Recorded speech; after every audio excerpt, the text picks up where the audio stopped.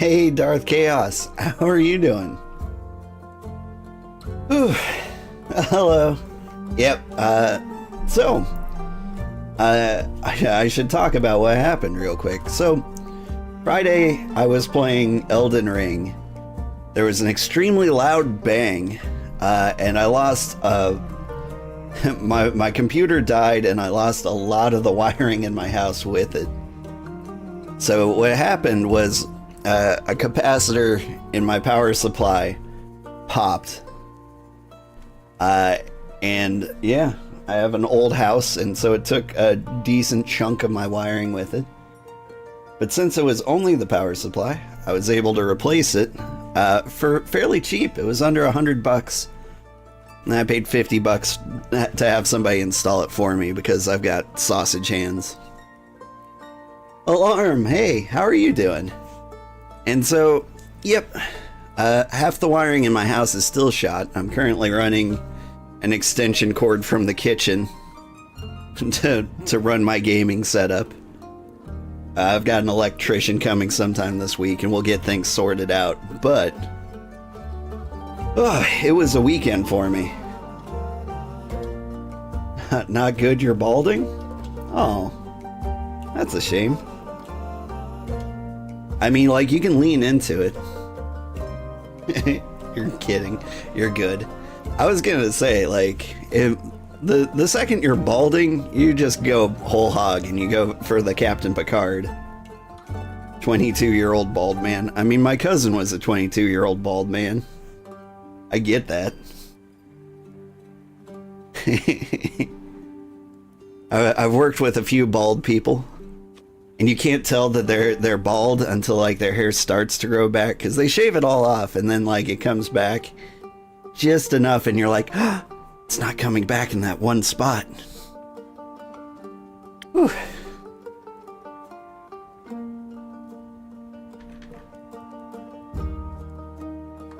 I'm trying to remember how life works again. Balding because all these bills to pay, right? Like, I'm not looking forward to the electrician estimates I'm gonna get.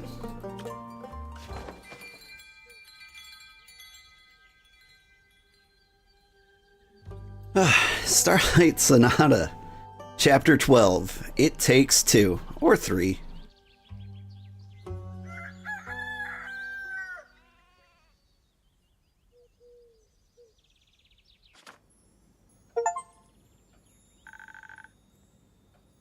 Hang on, my game's really quiet.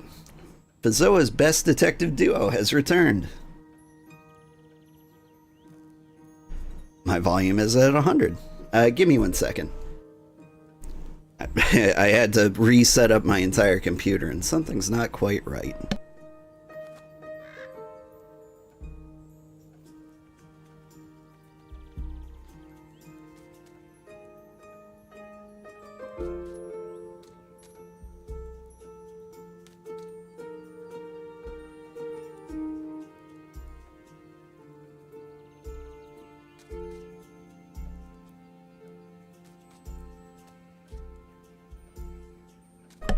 You guys can hear sound, right?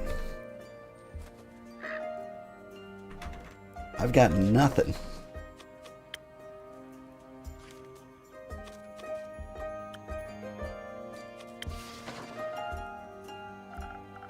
Welcome back, Melly and Malachite. John.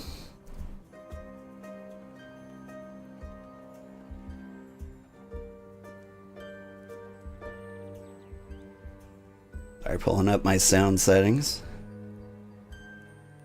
The volume's cranked up to a milli.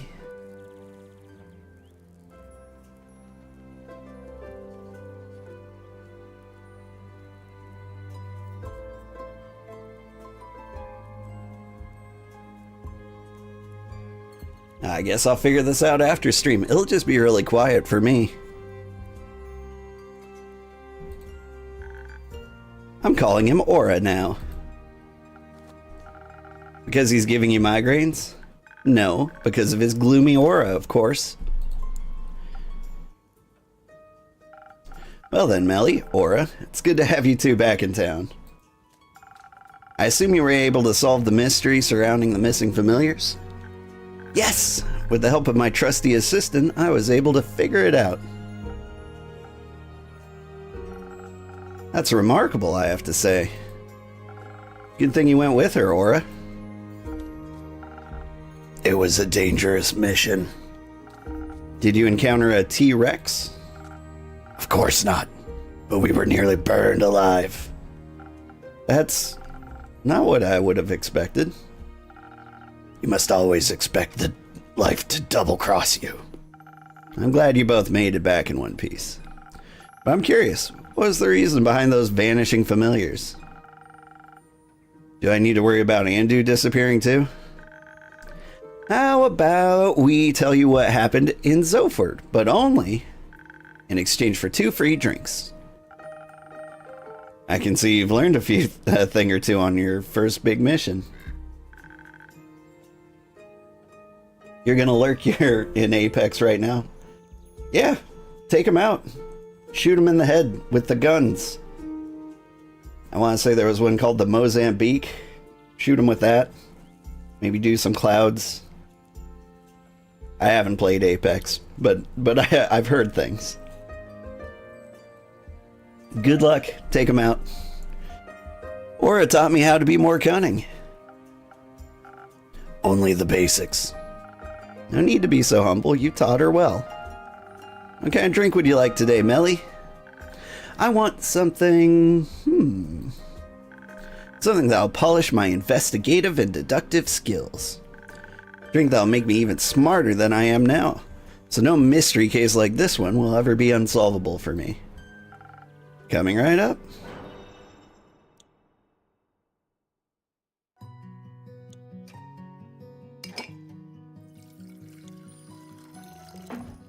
Ooh, it is bothering me that I can't hear the sweet drink pouring.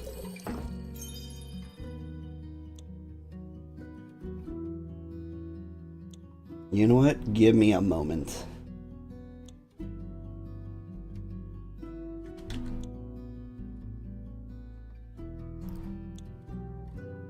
Did I bump something out here?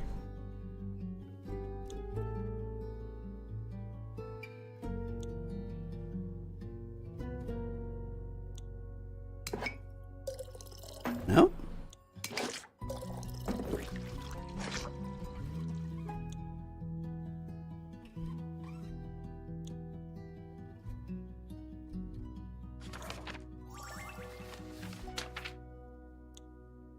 Sorry, this is absolutely gonna drive me nuts.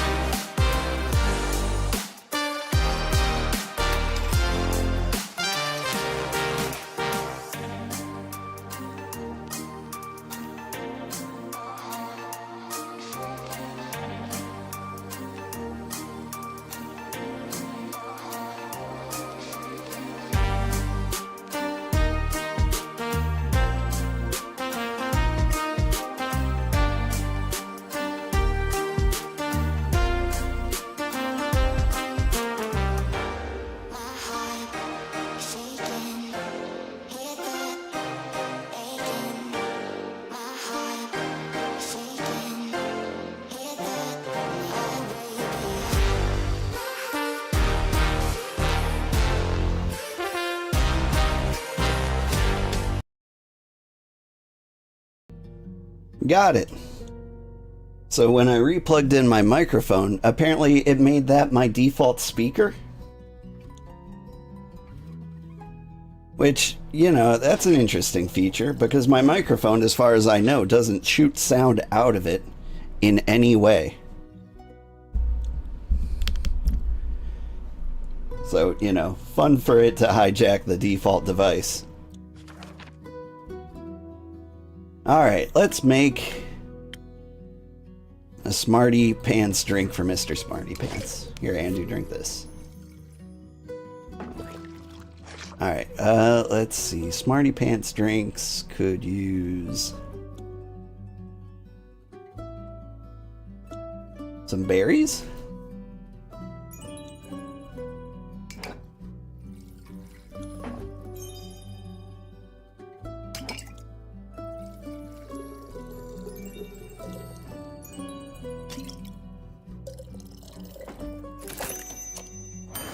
Ding.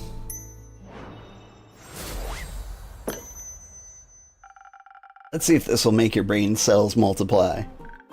Thank you. Let me try. Ooh, this is good. I can already feel it. I'm gonna be completely unstoppable. Oh, hi, kitty. Wanna hang out with me? Oh, no. Oh, yes. Initially, I wanted to sit this one out, but I might actually need a drink now. It would be my pleasure if it means that I get to hear your story. Also, I'm craving a short laugh. Why don't you share one of your jokes with me? Right. We made a deal. Correct. So what will it be today? Maybe something that'll help me counter her verbal attacks now that she's linguistically invincible. So the usual. Alright, give me a second. I'll be right back. Oh, what was his usual? Charisma juice.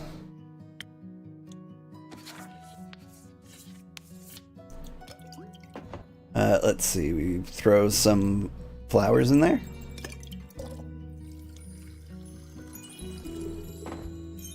Let's see. It's already got the dexterity.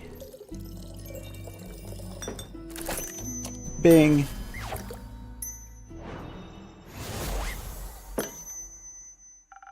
This should make things easier for you. Oh. I can see it in his face. Is that bad? Huh? No, silly. He likes it. You can clearly see it in the way his scarf is moving. I see. My deductive skills aren't that bad after all.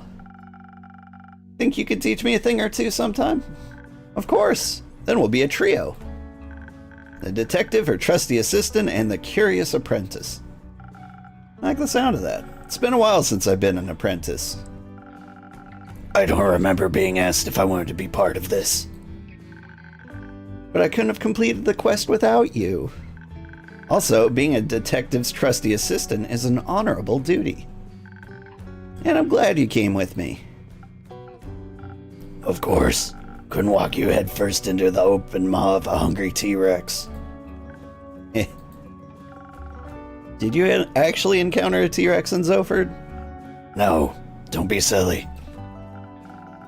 Sorry, I tried to make a joke. I can tell.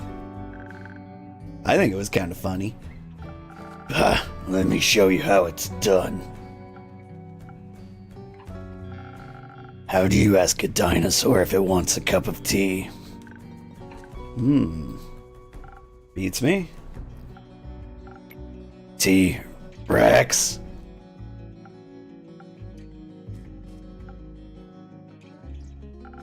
I still have a lot to learn, it seems. But now, please, I'm dying to know what happened in Zoford. So, thanks to the golden feathers, we made it to Zoford in the blink of an eye. I don't think I've ever felt that fast in my life. Sounds like he had the zoomies. They helped us remain unseen too. Thanks to your drink, we were able to sneak around the city without attracting too much attention. But those ghosts were the clue we needed.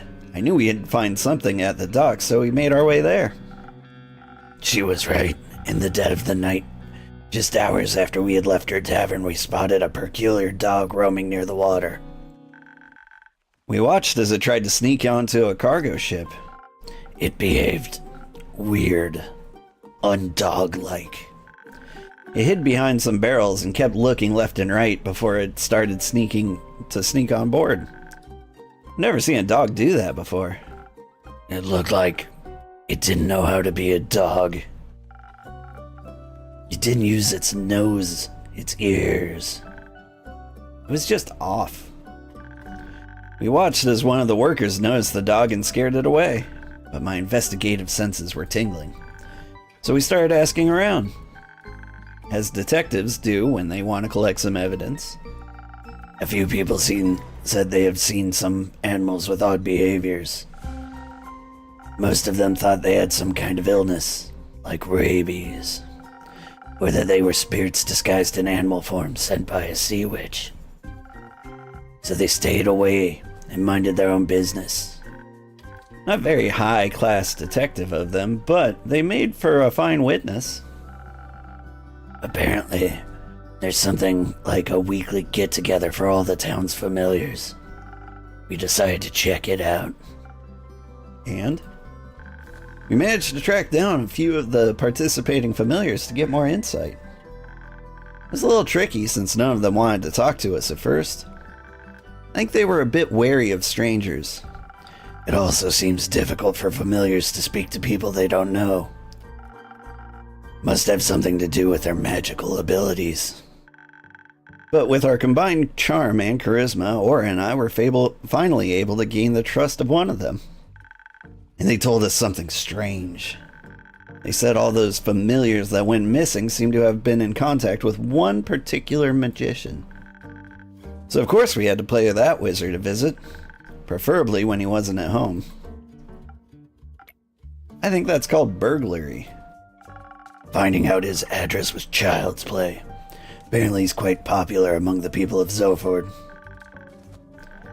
It just took a little bit of well-executed bribery to find the mage's home. Did you take some notes? I did! Prepare yourself for the next test subject, innkeeper.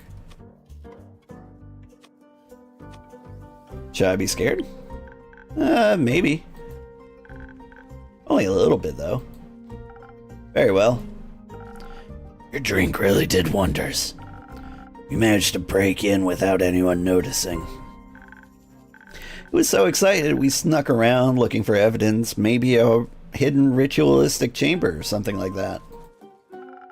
And did you find one? Sadly, no. But we found his office with the door open. Inside were a lot of books about different kinds of animals and familiars. We figured he just loves animals, or at least needed that knowledge for something else. As any world-class detective would, I also checked his trash can. And? Did you find anything? Well, nothing that helped solve the case. But I did find something that you'd like between all that shredded paper. It looked like a recipe for a magical drink, just like the ones you serve. Ta-da! That's very useful. The Silent Owl. Well, that sounds fun. That's what I thought. Anyways, Aura and I continued our search for clues. His office also had books about common and uncommon diseases in animals, so we kinda had a connection to the reported case of rabies. I thought it was a bit of a stretch. Not that I could change her mind. That wasn't all we found. Next to his desk, in a small cupboard, were his diaries. They were full of notes and spells that I didn't understand. Something about transmutational magic. While she studied his diaries, I rummaged through his belongings and scrolls. I had absolutely no clue what any of it meant, till I found something of interest. Detailed instructions on how to unbind a familiar from their services. A thought began to manifest itself in my brain, though I could not quite grasp it yet. But somehow my instincts told me that I had all the information I needed. I just had to stitch everything together. Kind of like what I do when I assemble quests for my patrons. Exactly. But right when I tried getting to it, we heard the front door squeak and creak as somebody entered the house. We tried to hide, of course, but we hadn't been quick enough with our investigation. And definitely not subtle either. The whole place looked super chaotic. The wizard immediately knew something was off. And a potentially dangerous person on high alert is even more dangerous. So we had to be on guard. Or I hid under the table, but I had other plans. Managed to jump on a bookshelf and wedge myself right on top under the ceiling. So I was hidden, but I could still see the whole room. Good call. Heh. I watched as the magician barged in, but he wasn't alone. He was accompanied by a lizard, a colorful bird, and a two-headed sheep. Oh no, not one of those again. Huh? It's nothing. Please continue. It was so weird. The bird didn't know how to fly, the lizard walked on two legs, and the sheep's two heads looked in the same direction. As if they all didn't know how to be real animals, just like the dog from the docks. But now we had proof. The weird animals were definitely connected to the weird wizard. And as if the wizard noticed something, he stopped and said to the animals, "No, you three, get out of here. I don't want you to get in trouble or hurt." I already had my fingers wrapped around my knife, ready to strike. I'm sure he felt my murderous intent. It does sound like he cared about the animals. That's what I thought too. As soon as they left the room, I saw him create a ball of flames in his hands, and he was ready to strike. And I knew I had to do something. He would have done horrible things to Aura. So I meowed. Like a cat? Uh-huh. I pretended to be a cat. And somehow it worked, even though I was wearing clothes. As I turned around, saw me on top of the bookshelf. His features turned from worried to soft in a millisecond, and he said, "Oh, you little rascal. How did you get in here? Did I lock you in? You must have been terribly scared." And I was scared, but not for the reasons he thought.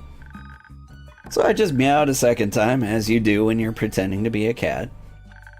And then he said very politely, "Would you please come down here? This room isn't a place for little cats, but I can offer you a cup of milk instead." And that was a very tempting offer. So as any cat would, I answered, "No, but I would love some chocolate milk."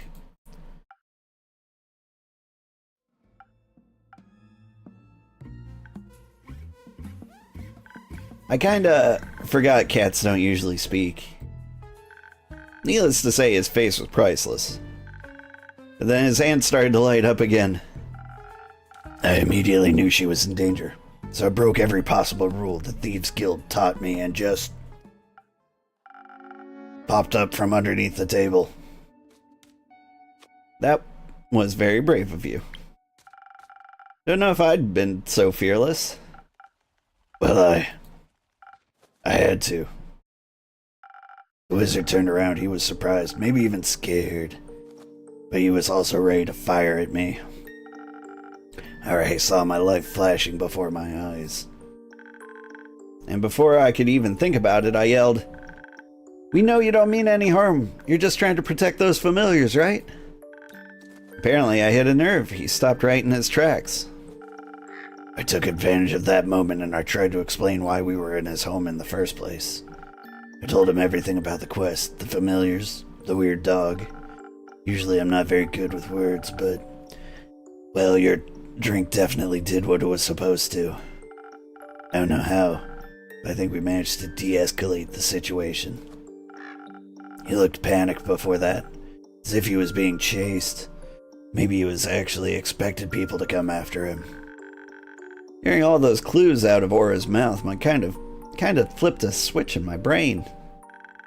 I could see the truth right in front of me. Suddenly, everything made so much sense. I jumped down from the shelf and began my conclusion. It is clear to me that you, the accused, do not have ill intentions. However, that does not make you innocent. You're still involved in the disappearance of some familiars. She was walking back and forth while she gave her speech. Needless to say, the wizard and I were equally confused.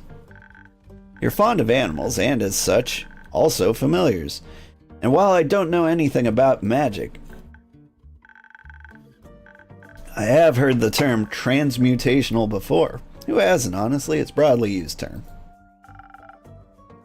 That right there was a blatant lie. So I, the world's greatest detective, have concluded you're turning familiars into animals. Or at least you're making them look like animals. You're also accompanied by some of those turned familiars, and you cared for their safety, which means you're here for their own free will. By turning them into animals, you did them a favor. They wanted to be transmuted. But now their patrons and the other familiars can't reach them anymore. And they're worried that something bad happened to them, and that's why we're here. Case closed. That's pretty impressive. And you figured that all out by yourself. Yep. The magician was also really impressed. I totally hit the nail on the head. I explained again that we were just there to investigate, but that it was also necessary for the familiars and their friends and families to talk to each other. The remaining familiars wanted an explanation, as well as their former mages. The wizard already felt really guilty for doing something behind their backs, of course. Turns out familiars were unhappy in their dragon-like bodies and much preferred feeling like real animals. Excuse me. It's the Batman voice. But they were afraid of telling their patrons and familiar friends, so none of the remaining acquaintances knew what had happened. Of course, they expected the worst.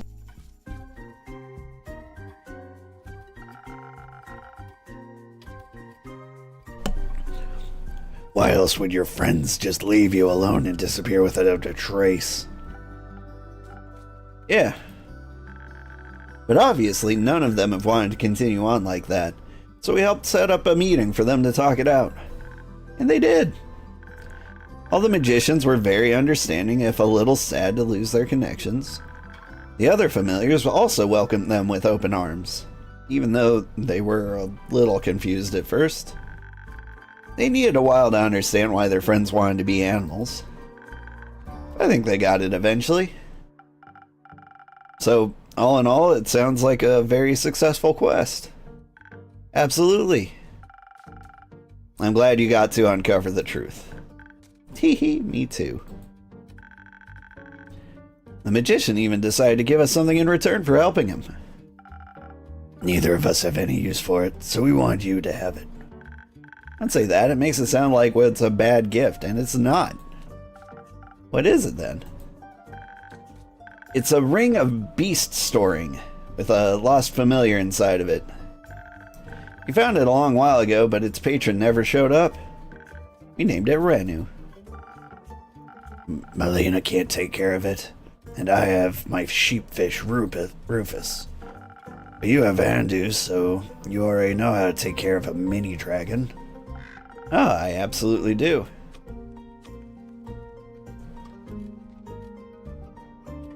You might enjoy some company. So thank you two very much. There he is! He's up there on the shelf. He's a little pink guy. He's cute. I need to get back to Rufus now. Sorry. I need to get back to Rufus now. He gets lonely without me sometimes. Or is it that you get lonely without him?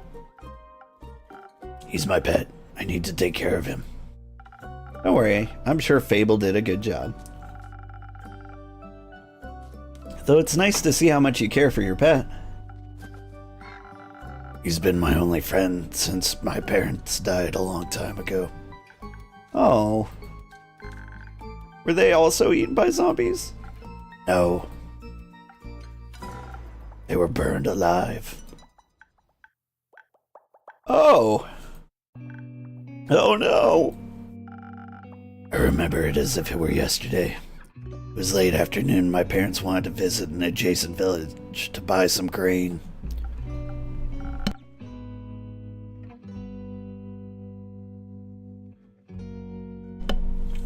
But they never returned. I wanted to look for them. But when I got to the village, every house, every barn, even the ground was ablaze. I heard yelling, people screaming in pain, pleading for help. My parents were nowhere to be found. A few of the survivors confirmed that they had seen them earlier that day, before the fire. I later found out the perpetrator was the pretentious son of a noble family. He had a disagreement with a farmer over some payments and instead paid a bunch of criminals to set fire to his barn. But the fire spread uncontrollably and devoured everything in its path, including innocent lives, just like it did today. That's awful. I'm sorry, Aura. It's alright. I bottled up all my emotions and combined them into a desire. For a family? For revenge. Oh. That sounds like a lonely desire, though. You haven't found any friends since then? No. The people at the Thieves Guild helped me survive, but they weren't particularly keen on friendship.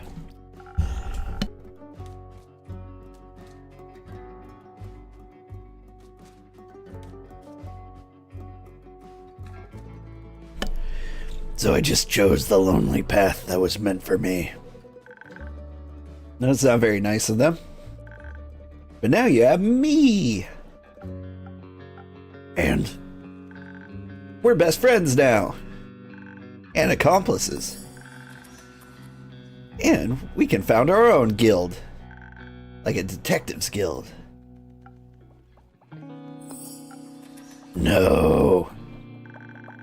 Guess a few more quests and we'll be the most famous detectives in all of Fazoa. I'm sure of that. Emerald Mountain, hi. How are you doing? That was a sound.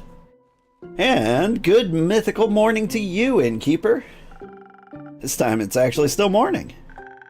But that doesn't mean it isn't also morning somewhere else in the world as well. Of course not. It's a real cute hat you're wearing. Thanks. Can I try it on sometimes? Only if you tell me your name. Fellow master of bribery, I see. Pretty good. How am I doing? I'm doing pretty good. My computer exploded, but it was actually a pretty cheap fix. I really lucked out. Like, it wasn't the graphics card, the motherboard, or the CPU that exploded. So, I got that going for me. And, hey, I'm up and running again. I was only gone for like a weekend.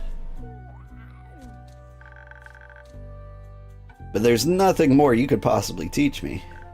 A world-class detective like me doesn't need extra lessons in bribery. So you're a detective? Yes. The best detective in all of Vizoa, I might add. I'm Melina, by the way. You can call me Melly. Happy to make your acquaintance, Melly. I'm Hexagon Hex, but you can call me Hex. Like, by your last name? No, Hex, as in short for Hexagon, obviously. Oop, game froze. That was good. It was a quick fix. Yeah, like I can't live without my computer. Like, so when my computer exploded, it took out like all the outlets in the room with it.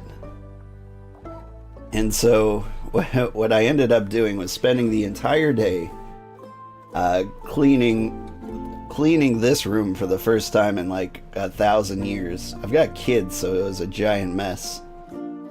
That way I could run an extension cord out along the wall to the kitchen. And yeah.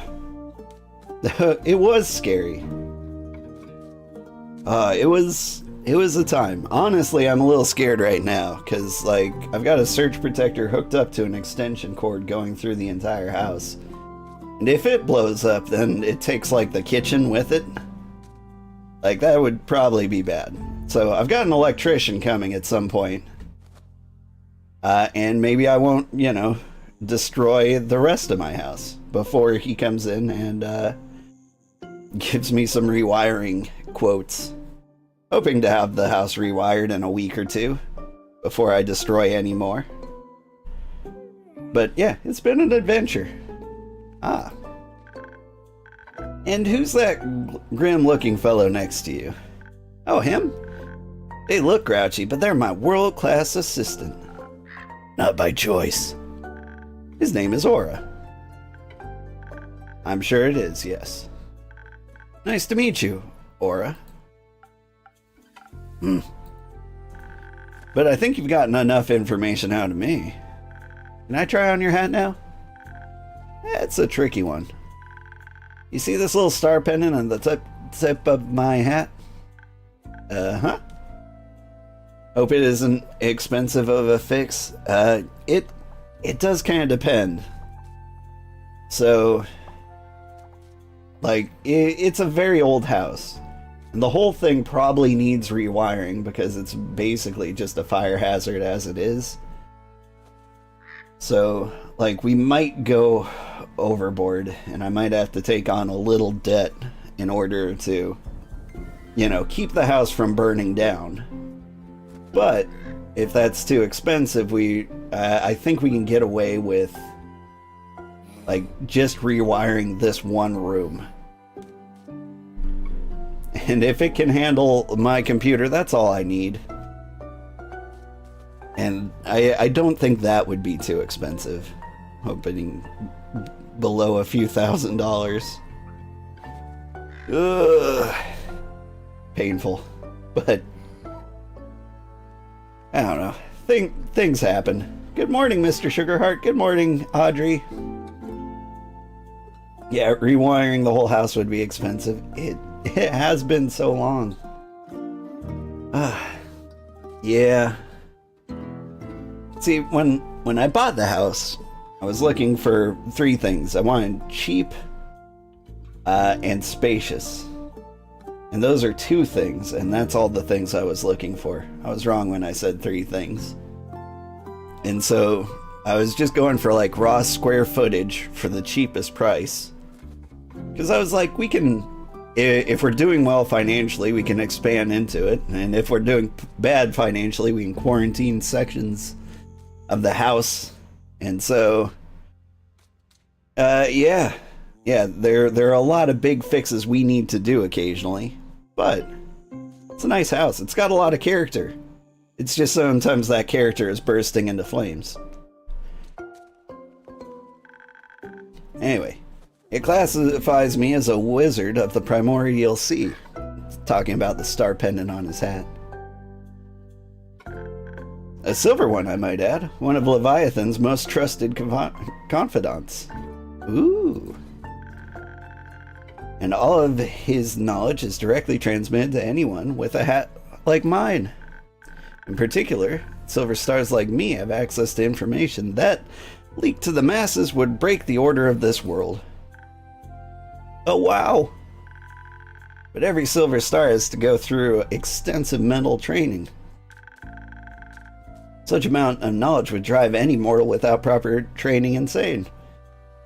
Also, Audrey, it is good to see you again. I didn't want to, like, cut that short. Welcome back. No. So I can't let you try on my hat without endangering your life. And I couldn't forgive myself if I were the reason Fazoa's best detective went mad. That is very honorable of you. But I, the great Detective Melina, have concluded that you, Hexagon Hex, are nothing but a bad liar. Ha! You're a great detective indeed. I honestly thought you were pretty convincing, Hex. Thank you. Wait, did you actually believe him? I must admit I considered it for a moment. No way! But I decided for myself that his words were fairly implausible. I just happen to know a thing or two about the Primordial Sea. I've read a few books, heard some rumors, you know how it is. And I really doubt Leviathan would share his precious knowledge with a mere mortal. Nothing against you, Hex. I think the dragons. For a second, I really lost faith in you there, Innkeeper. I gotta say, you're really convincing. I sure am. Looks like even a great detective like me never stops learning. Honestly, you could have just told me no, though. I would have revealed my name even without a promising magical hat on the line. It's more fun this way. I think honesty is also a very important skill to master. Whatever you say, Detective. But Hex, what brings you here today? Nothing really. I was just longing for another one of your drinks. You know, the kind that would flood my head with new ideas. Leave it to me. Got a new drink to try. And I believe it is brain-based. Let's see. What is good for the brain? Berries. Brain berries.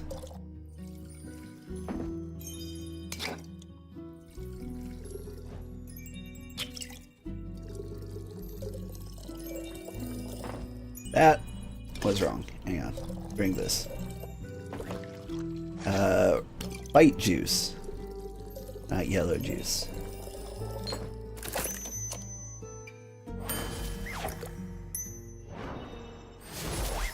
That seems like a yummy mixture. There you go. This should do the trick.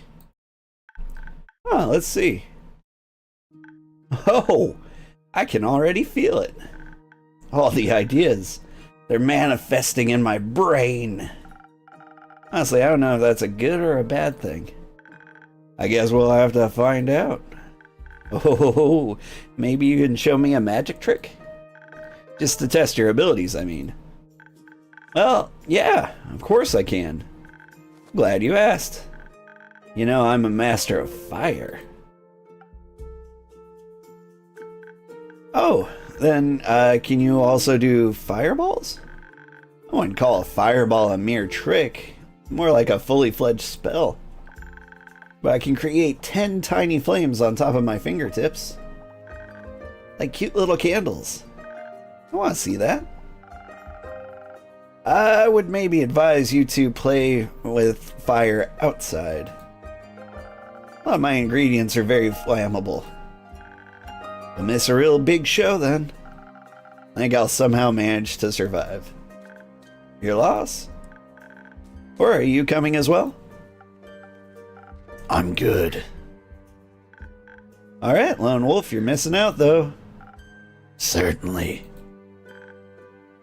See you later. Have fun.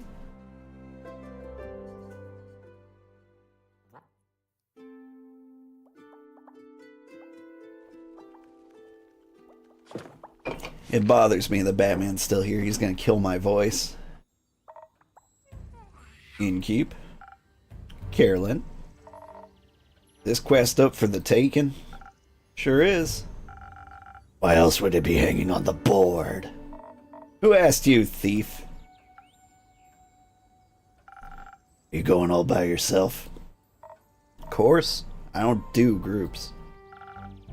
But it could be quite dangerous. Yep, he's killing my voice. He's trying. Daria seems to be a hotspot for danger at the moment. Do you want to come with me or what? If so, spit it out, kid. No. Fine. There's nothing this greatsword can't cleave through by itself. Won't need much help. Cool. I always like that, didn't keep. Depends on who's in the room.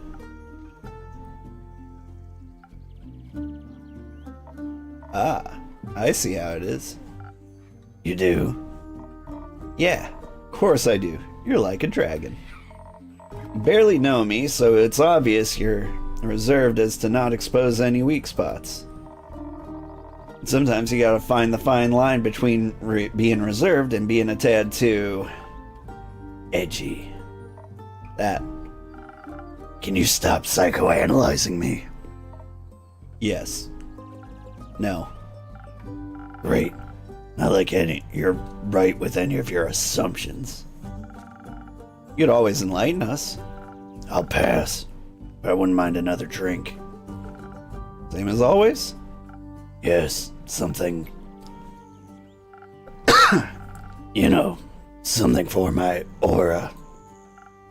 Gotcha. It's on the house this time. I thought the last one was on the house. Do I ever actually sell drinks?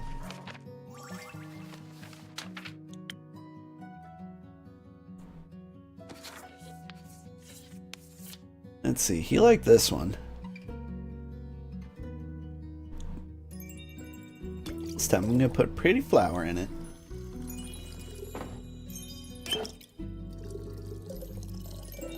Can't remember if I put a pretty flower in the last one. Oop, that was too much. Xandu?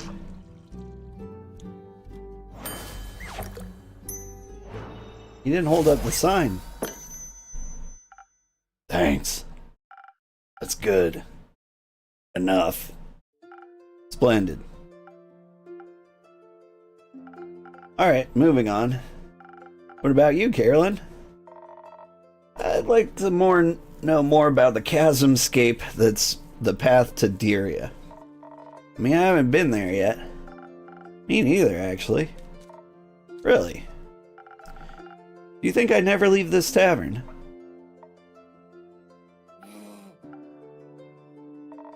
Do you have any special insights that might be useful? Not so much about the situation in Diria itself, but bits and bobs I picked up over the last few days. Enlighten me. As you might have read, the travel to Diria has been a bit of a hazard. Collapsing bridges, disappearing animals, nervous diplomats. Sounds like a haven for bandits, among other things. Either way, I'll get that blue blood to Diria. Of course, about a drink to aid with the undertaking. I thought you'd never ask. Any wishes? I mean, this could go either way. Depends on what's truly going down in Diria. Timing might be important, being swift and smart about it. Evasion, that's what you call it. I have a good infusion for that. The feather of the golden loon. A what? Oh, a rare waterfowl. Legend has it, the wind still resides in its feathers, which is why they lend you its speed. Ah, intriguing. Suppose it'd be great for evasion, but if you added something for the brains to it. Though I'd be dealing with a diplomat, so a little additional charisma to get me on his good side wouldn't hurt either. Definitely doable. Alternatively, to be prepped for every possible situation, something to up my defenses wouldn't be too bad. How do you feel about traveling under the blessings of the dragons? I'm all ears. The little citrine your weapon strikes will be blessed. Great against bandits or bridges. Sounds like something my Baba would have chosen, not that she would have needed it. The situation really is that dangerous, something to give me more protection would fit. If it comes back to it, with enough strength to strike back, that is. But being able to evade a threat by being smart and fast about it might be better. You know what, Innkeep? I'll leave the choice to you. You should know what you're doing. Let me think about it. Alright. This is my favorite part, where I get to choose what to do. So let's see. Fight drink? Fight drink. It seems like I think this means that it should be one. Like, there's this little faded drop here. I don't know what that means. Alright. I keep doing fight drinks for her, and I think the first one was a mistake, but surely this one's gonna be good.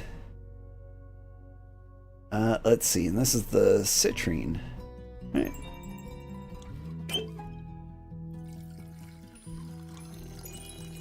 Here you go.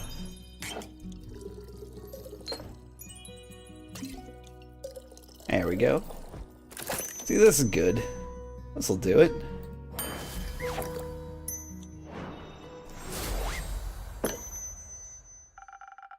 The last time I gave her fight drink, she killed somebody, or she killed a wyvern drag chimera, and came back all sad about it. But you know, she's on a bodyguard mission. She should get like the bodyguard drink. May the dragons guide your way. May they. Where you headed? Deria, some diplomat clown is in need of aid, needing an escorting of sorts. Aye, innkeep. Is this the escort quest you've been offering? Yep. Boggin' crap. I've been meaning to take that one to earn a little bit of coin on the side. I've already committed to it. What if I tell you I want the quest? Well, you ain't getting it. Simple. Could you stop me? You want me to try? I'd love you to. Come on now, just go together. Who asked you? Exactly. Your conversations are giving me a headache. I'm gonna die today. The solution is as easy as it is efficient. Go together. One takes on the big bads, the other takes the small ones. Either way, you're getting prepared for a fight.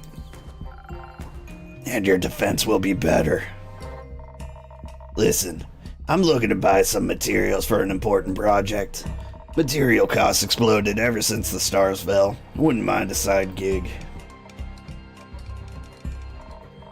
You look sturdy, like you can take a few blows, so... Sure. Let's do it. Let's meet tonight at the crossroad to Themis. We'll leave from there. Great. I'll head to my room and start packing. And take a nap. Those are effective after all that, huh? Oh, shush.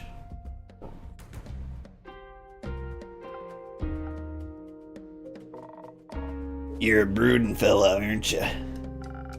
This is just who I am. I met fellas like you before. You're all the same. Haven't you got truest hearts of gold? Can we skip the sincerity? My headache is bad enough.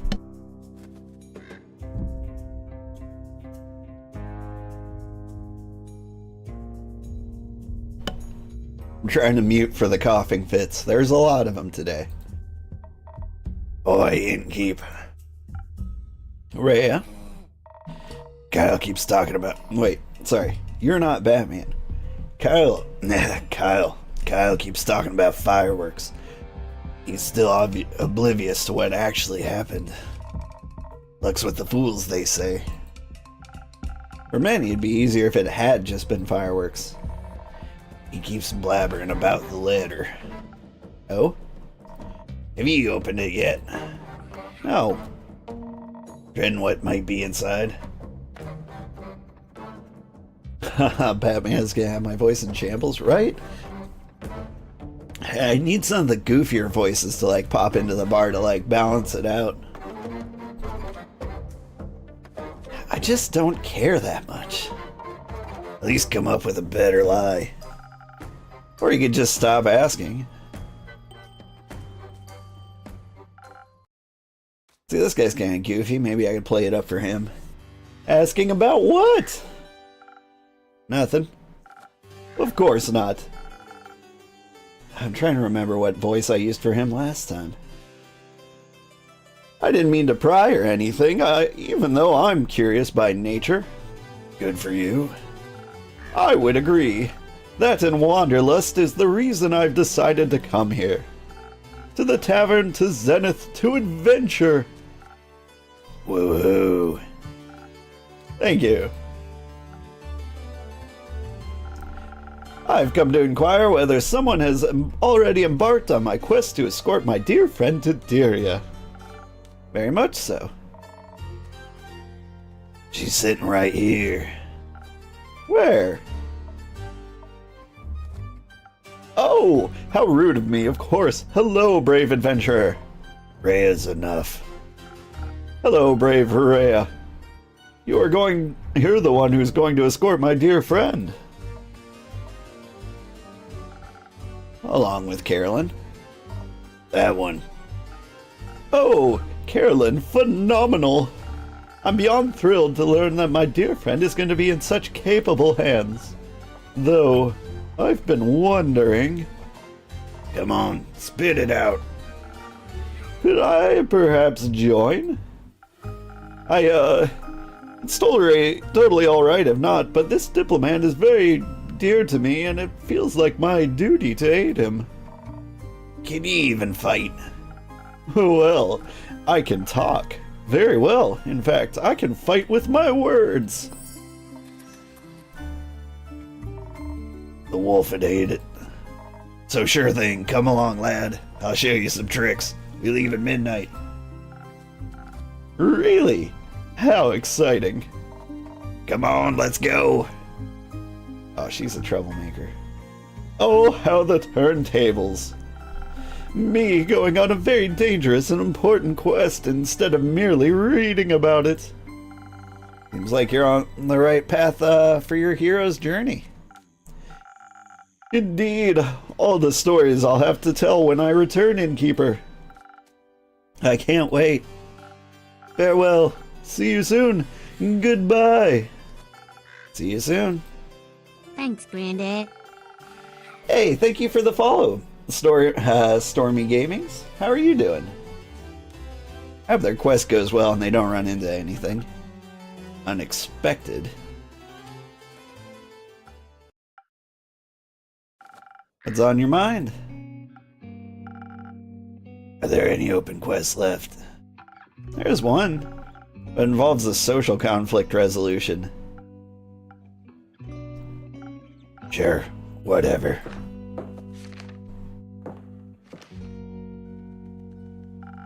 I'm taking this. Isn't it a bit too soon to go on another quest? You just got back. At least have a long rest. Replenish some resources. I'm good. You say so. I already paid you with the story today, so give me one of those quest drinks. Something with a little more violence. I don't think I'll be doing that.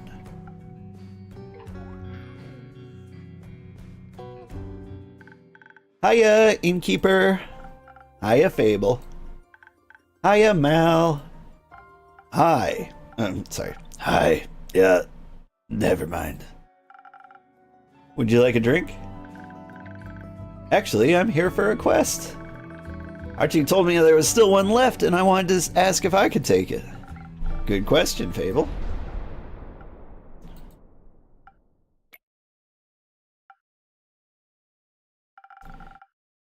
I see it's on me to answer it. Aura is thinking about taking the quest. Who's Aura? John, Malachite, that guy.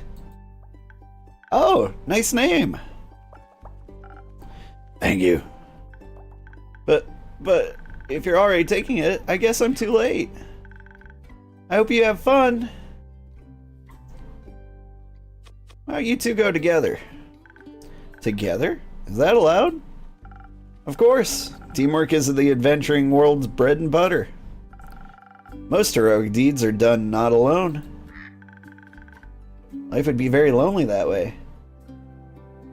You're doing good, how am I? Found you through YouTube with Echoes of the Plum Grove Let's Play. You loved it. I'm really fun to watch. Well, thank you. I'm excited for the next cozy game.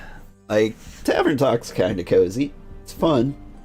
But, like, it's not doing too well on YouTube. The next cozy game we're going to play is Magical Delicacy, and I'm definitely looking forward to that one. Cooking games are kind of my jam. I had a lot of fun with Cuisinier. That was the last really good cooking game we played. But I'm happy you found me. Thank you. And I hope you enjoyed this.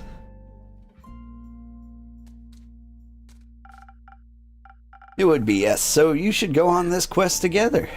Combine your individual strengths to solve any problems better than you could have ever done alone. And you would get to know each other better in the process. It's a win-win. Aura, what do you think? Would you be okay with that? I guess. Would you? I think so. It sounds fun. Cool. It's settled then, you'll go together. Oh, sorry. It's settled then, you'll go together. If I can ask, what exactly is this quest about? Archie only mentioned there was one. It's simple.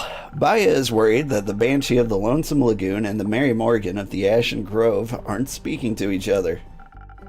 She fears the end of their relationship would also mean their end of their friendship with them. Whew. Baya is friends with the Mary Morgan? Best friends. Ah, so we need to talk to the Mary Morgan? I need to Google what a Mary Morgan is. And the Banshee. Oh, and the Banshee. What an opportunity. I always wanted to come face to face with the embodiment of sorrow. Don't you think that's scary? No. You know what's scary? Failing relationships. Social fights are the most dangerous kind. I find them less scary than wrathful spirits. Seems like together your fears will cancel each other out. That's kind of what I was thinking when I told them to go together. I don't know enough about math to dispute that. Speaking of math-ish, how do you two want to approach this? This is not an easy task, so we must be smart about it. Do you still have those fade crystals? The ones that make you fade into the shadows entirely? Sure do. Good. I suggest you mix those with a hefty serving of intelligence. Then we can turn invisible and come up with a clever ruse to make them fall for each other again without them ever knowing it was us. You want to just avoid social interaction? Maybe. Or maybe I just remember how well being invisible served me last time. Fair enough. I don't know. I feel like they should talk about their feelings. That's what we're here to do. Get crunk and talk about our feelings. What if their feelings are that they never want to talk to each other ever again? Then they should talk about that too. It's not the point of the quest. I think it is. We should face the problem head on instead of trying to find a way to avoid it. I think we could do with another round of charisma for this one. And maybe Innkeeper Clay mentioned you have Thunder Sage? That would help us inspire other people, right? Correct. I'll admit, it works a little differently for everyone, but I have no doubt you'll figure it out. Speaking of Clay, he wanted me to tell you he and Tia will make it back in time for the barbecue. Really? That's amazing. Or you should come too. We're having a barbecue at the werewolf settlement on the 31st. That'll be great fun, I think. I don't think so. Oh? Alright. I have to get back to Rufus at some point. He'll need his wool cut. Speaking of Rufus, if you're here, Fable, where's the sheepfish? Bella picked him up. She said you'd bring him home so he has to spend less time alone. Great. Is that wrong? I told her exactly what kind of food to give him in case he gets hungry while they wait for you. No, it's fine. He likes her. They're a good match. Anyway, we should hurry. I don't want you to miss your barbecue. Right, Innkeeper. Can you help us pick the right approach? Either invisible and intelligent, or charismatic and inspiring. I trust your expertise. Let me think about it. I mean, it's really easy. Talking things out is always the best way. Every single time. Alright, which one of you is Thunder Sage? None of you really look like Thunder Sage.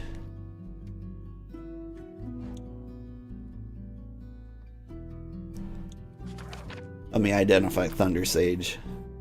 This is Thunder Sage. But that's an intelligence drink. So it can't be 1,000 wins.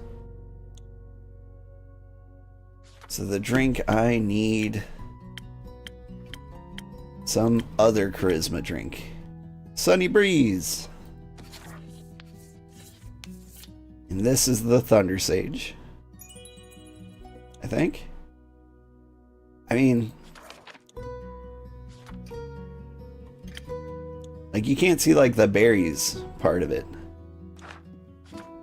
But, like, it can't be anything else. Like, it's the berry here that's throwing me off. But I get it now. There's, like, this little lightning bolt branch. Makes sense. Alright. Charisma juice. Also known as tequila. Bing!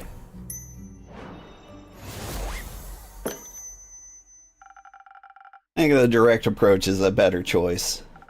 After all, honest communication is important, right? Would you say so? Yes, very much so. And you? I think honesty is the best approach to any situation, including this one. Right on, Fable. Agreed. I think the only question left is, where should we start? The Ashen Grove is closer. You already know where to find the Mary Morgan? You do? Yes. I encountered her before. So she'll remember you. Useful. I hope not. Last time she tried to drown me. Oh, I see. It was pretty embarrassing. I know the way to the Banshee too. Might be smarter to start with the one further away, work backwards and all. That makes sense. Let's do that. Good. But we should prepare first. The journey to Boreas won't be easy. You're right. We should leave tomorrow morning. We should.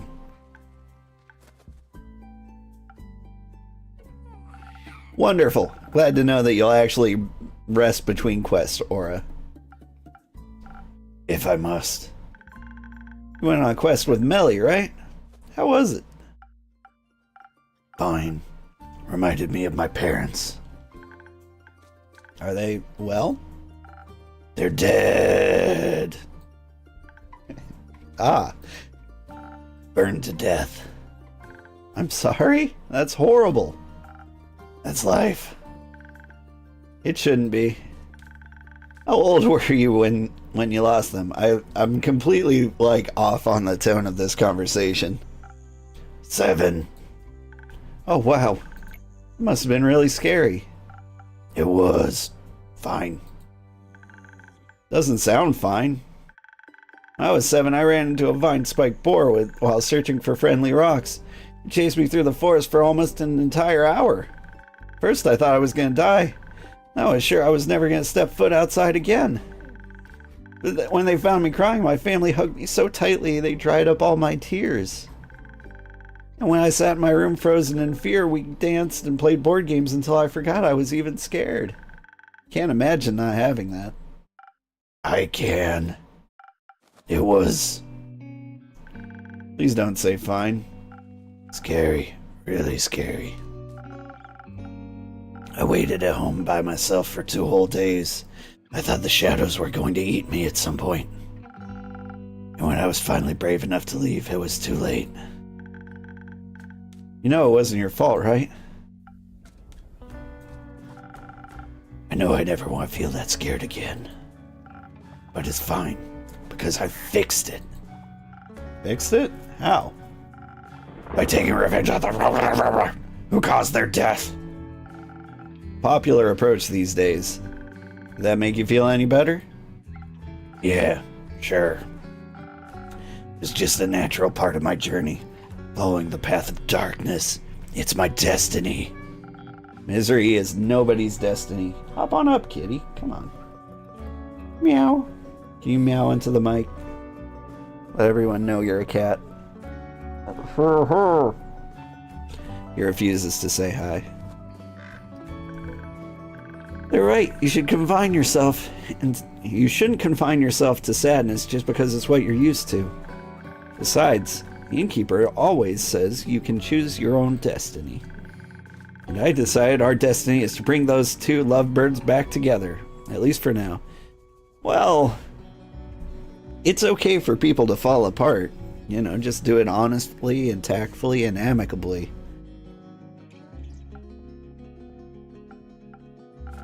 I think I need to go prepare for our treacherous journey ahead. You should let Melina know you're leaving. She'll be worried senseless otherwise. Let her know you'll be back. I might not be. Don't be like your parents. What?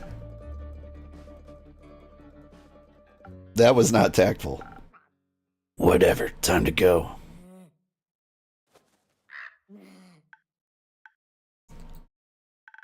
Do you think I should go after them?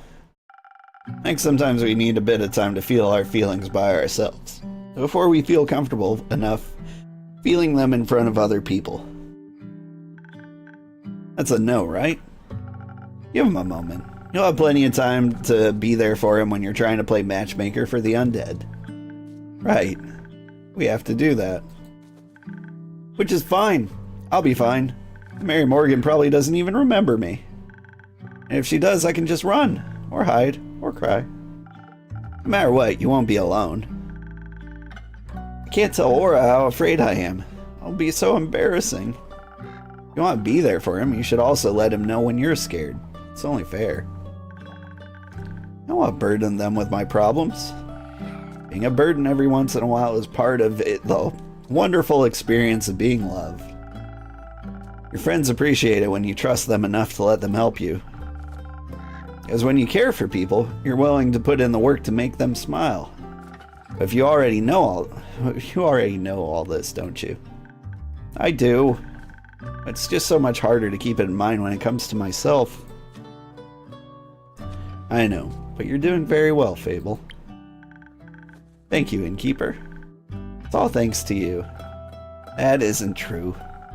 I've been trying to help you the best I can, but you're the one who actually has to change. And I'm proud of how far you've come. Let's call it teamwork then. Let's. Anytime. Can I stay for a little longer? I think I need a bit more time before I can face my fears. Always, Fable. Thank you.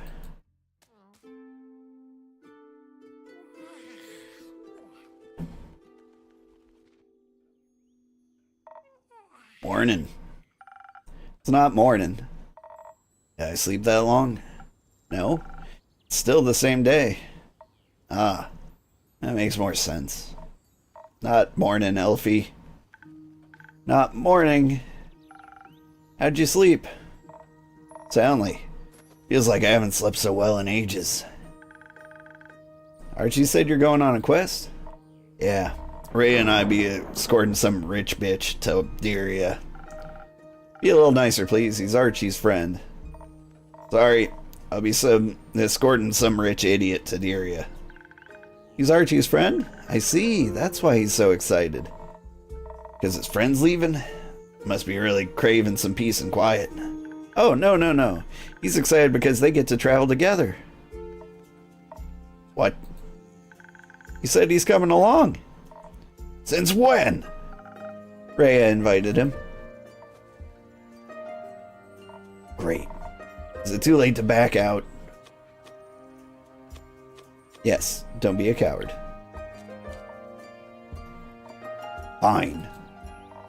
But I'll need another drink. That would be rather difficult. I already gave you the drink tailored to your quest, and my booze shouldn't mix so irresponsibly right before an adventure. So I'm just supposed to deal with this headache all by myself? Yep. Very helpful.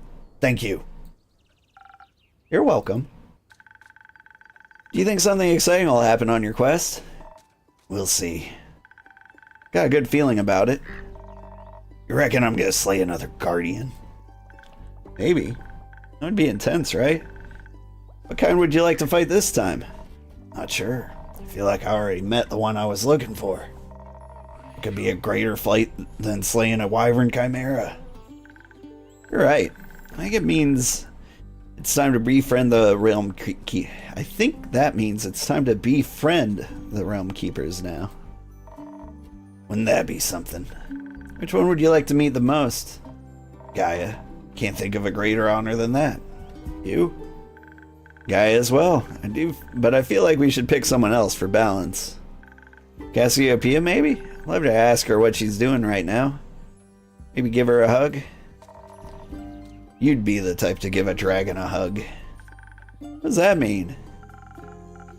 That you're very lovely, I think. Something like that. So, fellow dragon enjoyer, who would you pick? No repeats. I think I'd like to meet Tuat, the great spirit dragon. Keeps the balance between life and death. One might consider him the embodiment of order. He's so strict, no one alive may enter his realm, and no one dead may leave. And yet there are countless trickster myths about his escapades in the mortal realm. I enjoy the duality. I hope the dead never get bored with him. That'd be nice. But I suspect your quest will have its merits even if you don't meet any of the realm keepers. That's true. I bet you and Rio will have a lot to talk about, and you can teach Archie more about adventuring. I'm not sure about that. You're a great teacher. I've learned so much just from you already, just by being your friend. Like how to say what I really mean. I'm still working on it, obviously, but I feel so much better when I'm being honest about what I want. You've been getting a lot better at it. Thank you. And Melly loves practicing with you too. She says she wants to ask Rhea to build her a great sword of her own. So a regular sized dagger? Teaching somebody to hold a sword is one thing. Guts and bravery are something else. Not sure I can teach Archie something I'm still practicing myself. You can always practice together. Yeah. Speaking of practice, you going on any quest too, Elfie? I am. Cora and I are gonna fix the Banshee and Mary Morgan's relationship. Is that the sneaky twister's new name? It is. Ain't you scared of the Mary Morgan? Only a little. Okay, maybe a lottle. Do you think she's gonna drown me? Or do you think the Banshee will? Maybe they'll reunite through the teamwork of drowning me? Probably not.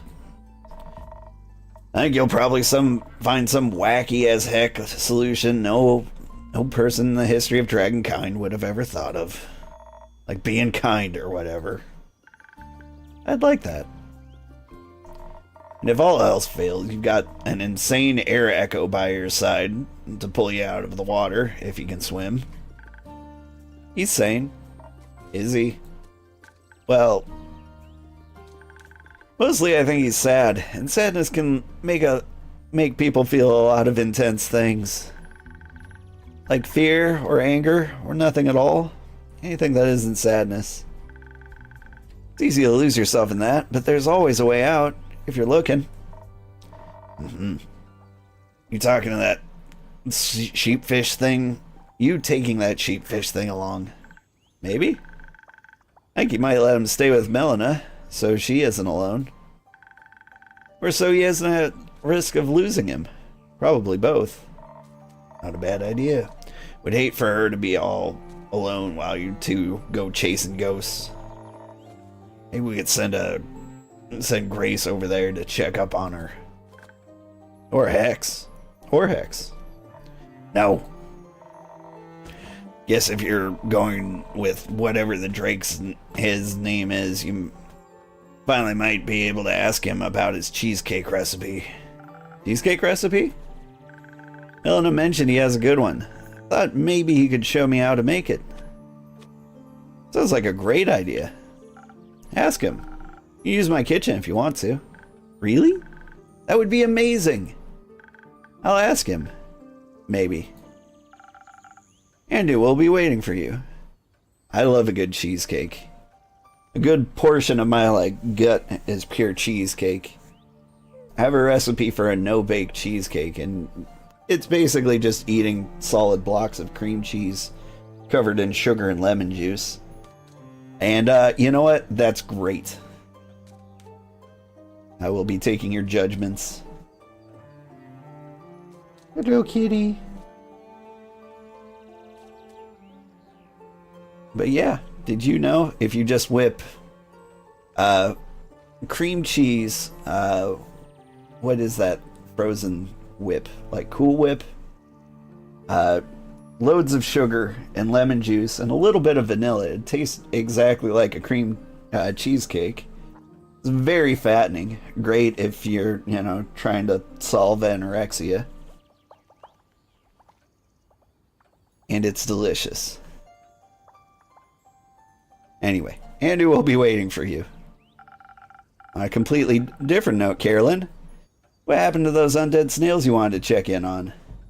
I got sidetracked by cheesecake. It's very easy for me.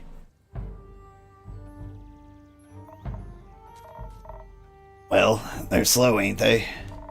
Still got a little time to stick around. So you'd say you like it here? It's not bad here. Thought maybe I'd even bring my cousin a souvenir. Hands off my trinkets. I ain't that air echo. I'll get her something from the market or the elf settlement. Or maybe I'll bring you something back from your farm, Elfie. You mentioned you'd love to try planting some ghost berries. Either way, I'll stop by sooner or later. Don't want to risk her turning into a werewolf and moving house. No, but seriously, if any more of my family members turn into dragon-forsaken werewolves, I'll be joining the Van Helsings. Still don't know if they kill werewolves. Don't care. Do you think I could come with you? When you go, I mean. I could gather the ghost berries myself, and I know a lot about snails. You should. You've got a way with family members. And the snails would love you. Have to agree. You'd probably make it a chaotic mess, but a fun chaotic mess? Yeah. Seems like you guys did end up forming a party after all. Shut up. Okay. Anyway, it's late. I think we should go back to the settlement to catch some rest. Carolyn, do you want to come with? We can stop by the werewolf settlement and say hi to Mr. Dragan. Or bye. Ain't sure I got any tips for you in return, but I can still listen to you worrying. Yeah, you're good at that. You want to come too, innkeeper? I'm afraid Andu doesn't do well in civilization. Or alone. Especially not alone.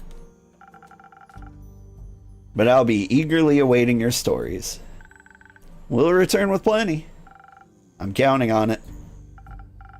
Good night, Carolyn. Good night, Fable. Night. Good night.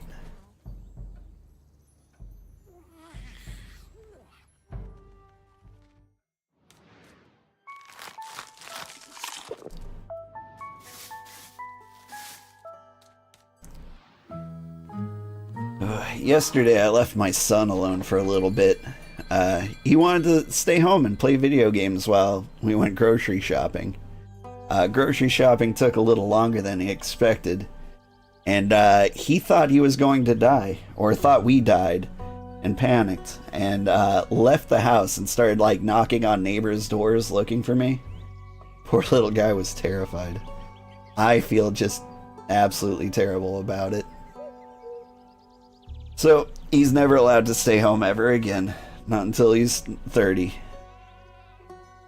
But yeah, it was a very traumatic experience for everybody involved, because we came home and he wasn't here. Oof. Oh, it's rough being a parent. But, you know, we found him. There was hugging, there was smiling and crying and laughing. It was great. I owe the neighbors who were watching after him a pie. And so that's what I'm going to do with the rest of my day. Hey, I know these two. It's a cameo. Phew, I knew we took the right path. Who said we can't road trip all by ourselves? Liam did, I think. I think that was perhaps a rhetorical question. Whoa, dude, didn't see you there. Does everyone else recognize these characters? They're from a game called Monster Prom, which did pretty well. It was like a multiplayer dating sim. I played it with a friend of mine. They've made follow-up games that I think were pretty good too. Like Monster Camp. There might be a third one. Whoa, dude, didn't see you there. What's up? The sky last time I checked. It better be. I'd be very confused. It'd be very confusing otherwise. Very true. Is this your crib? It is indeed. Welcome to the Wayfarer's Inn.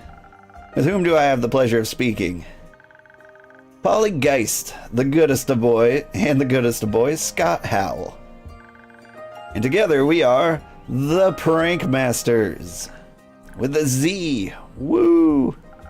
Pleasure to meet you. I'm your humble innkeeper. Awesome! What drinks do you serve? Ooh, yeah, we're in desperate need of some booze. Sorry to disappoint, but I don't serve booze. What? Why? The age rating system is quite harsh on such things. And I've got to keep the place open somehow. I feel you. We all got some burdens to carry. What else have you got? Magical beverages that can enhance your abilities. It's even rumored that they might influence your fate. Whoa, that's so cool, dude! Like an influencer, but for fate. A fate-fluencer. That would go so hard on Momentagram. What's Momentgram? We should hook you up with Milo. They can explain it better. Innkeep, please influence our fate before I get bored. I'm feeling incredibly depleted from this weird AF trip. Sounds like you're in dire need of some stamina. Though, I think you could go for something a bit stronger than usual. Dope. Give me your strongest potion. Technically, you know what? Never mind. Alright, what? She wants strength?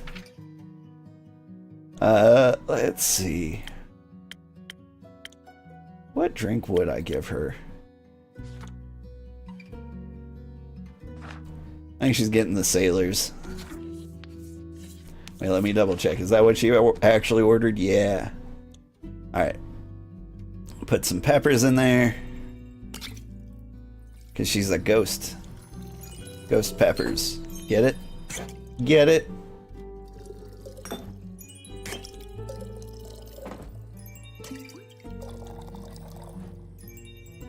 What have I done wrong? Too much defense.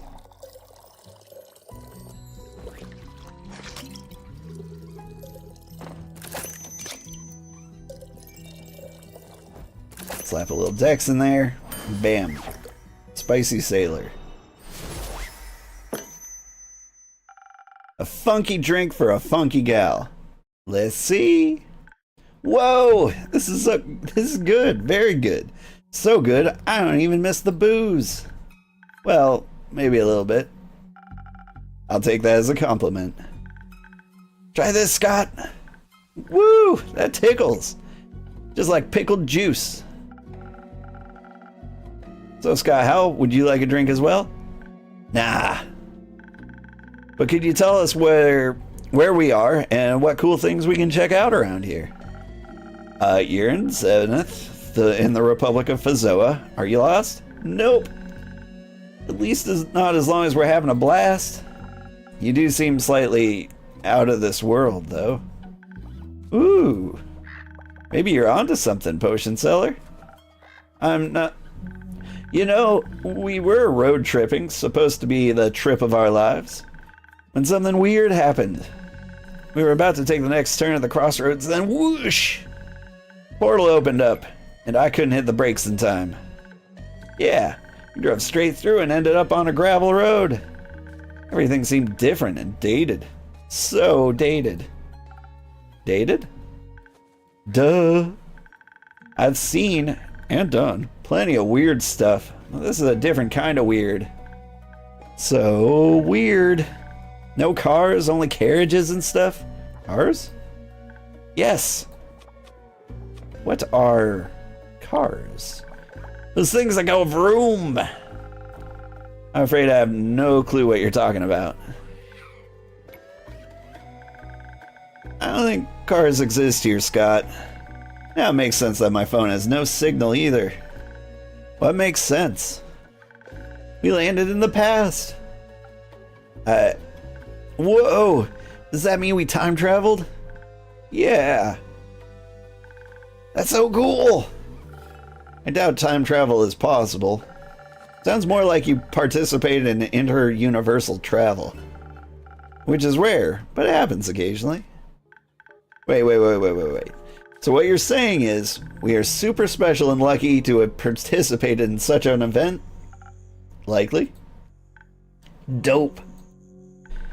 This is a sign, Scott. The universe sent us here to wreak havoc. Yahoo! The prank masters will strike again. Soon, after a nap. Can we take a nap, Polly? Good idea. Hey, Funky Magic Mystery Pal. You better get to the writing in our tour guide. I'll see what I can do. Good. Do you have a room just for us? Of course. Got a room upstairs. Just ignore the scratching sounds and the leaking water by the iron door.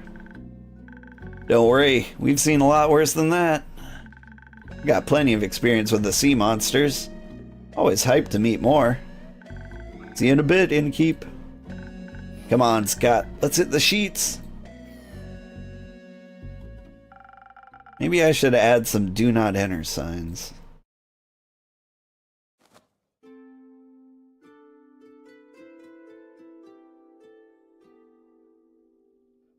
Oh, she's gonna destroy my voice. Hello. Glad to see you, Baya. Thank you for having me. Now that... Is your friend's dispute still ailing you? Still so lonely. Lonely. I came to ask... Have you sent someone to help my friends?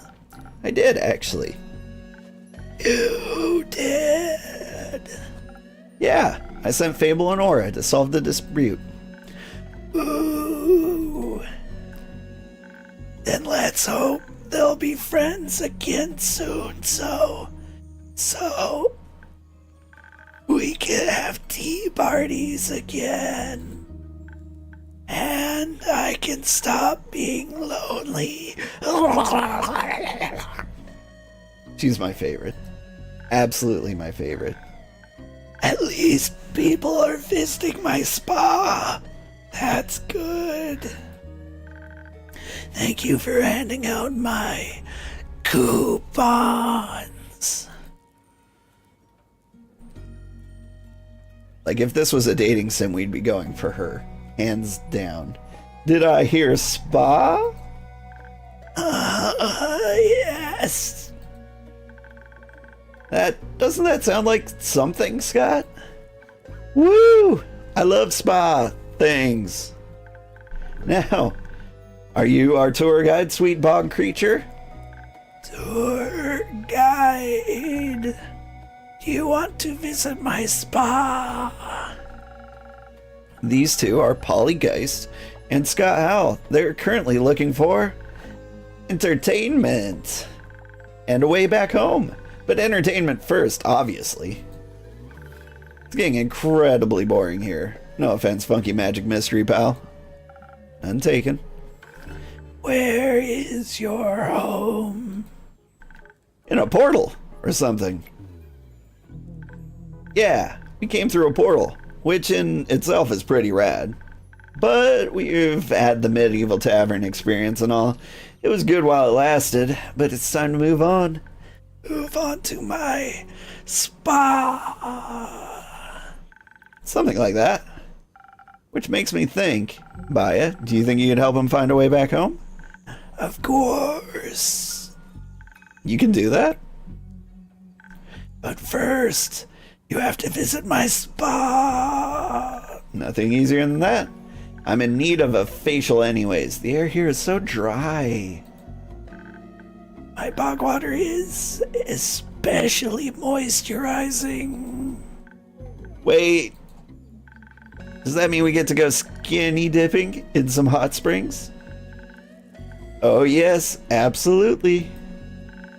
My hot springs are the best. Cool. So, a pit stop at your spa, and then a road trip back home? You join us for the ride, sweet bog creature? Please say yes. You'll see. First, I'll show you the portal and my spa. Good morning, silent sleeper. How are you doing? If you bring them to the portal, could you take a ride with them through it? How did you persuade Mom to give you her precious Oh. head? Thank you so much for the gift sub. Oh, silent sleeper, you didn't have to do that. Your gift sub went to Goblet? Yeah, Goblet Flight. Thank you. You're exhausted, but you're up. I hear you. It's been a weekend for me. There were explosions. My computer exploded. I replaced the power supply. Half the wiring in my house is shot. It's been an adventure. And I cleaned a room of my house, which with 2 kids is a huge feat. Like, I was sore for like 2 straight days after that.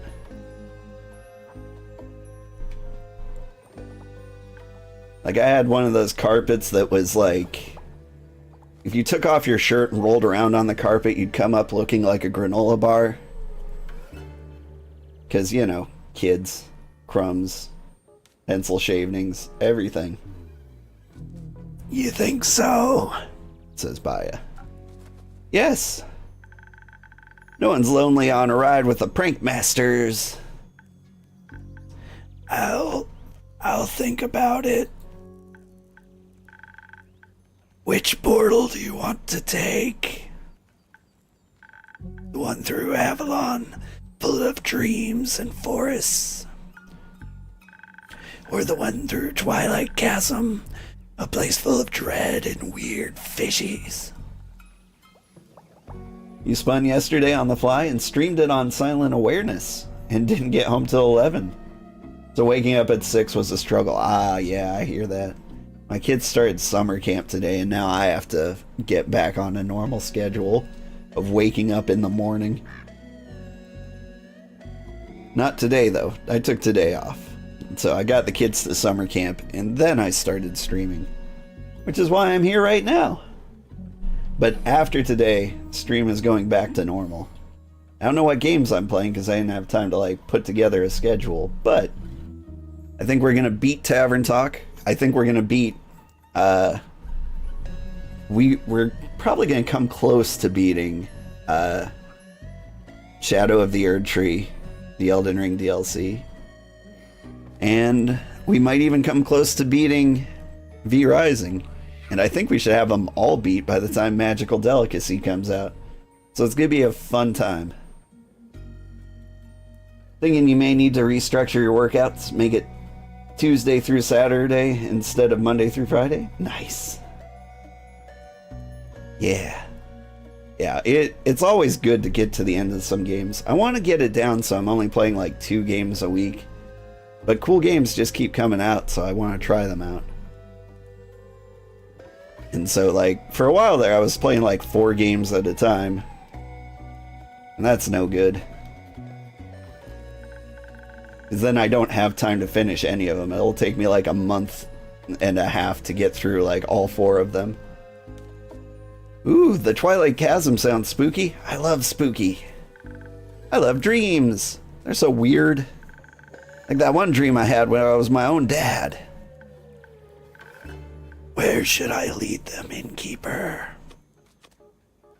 A trip through the Nightmare Realm sounds fun. Nightmares? Heck yeah. Haven't had one of those in a while. Sounds dope. Make sure you don't lose your minds, though. No promises.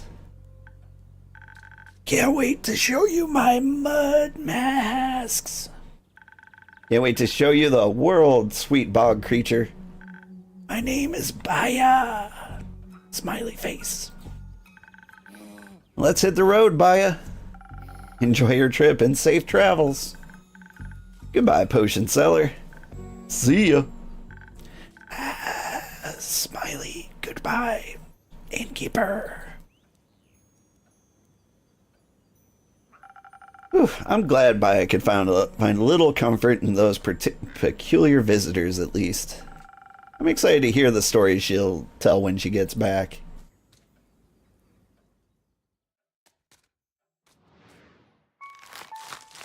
You're playing the first Descendant? So I'll be real, I'm playing it too. I was going to stream the first Descendant, but I did some research into the company. They're super shady. Like,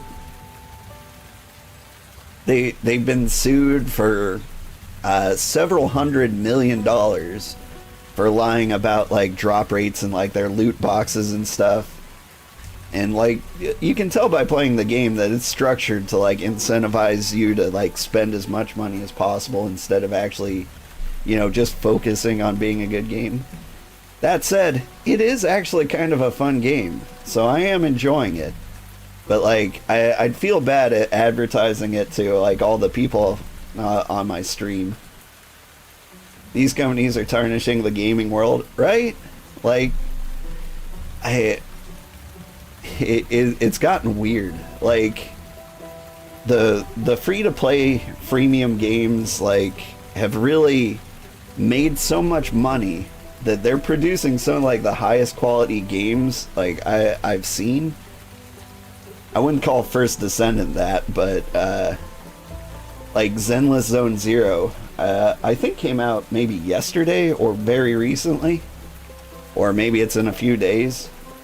But that game looks sick. Like, the animation is way over the top. I believe it's a free-to-play game. Like, it looks good. It's got a good story.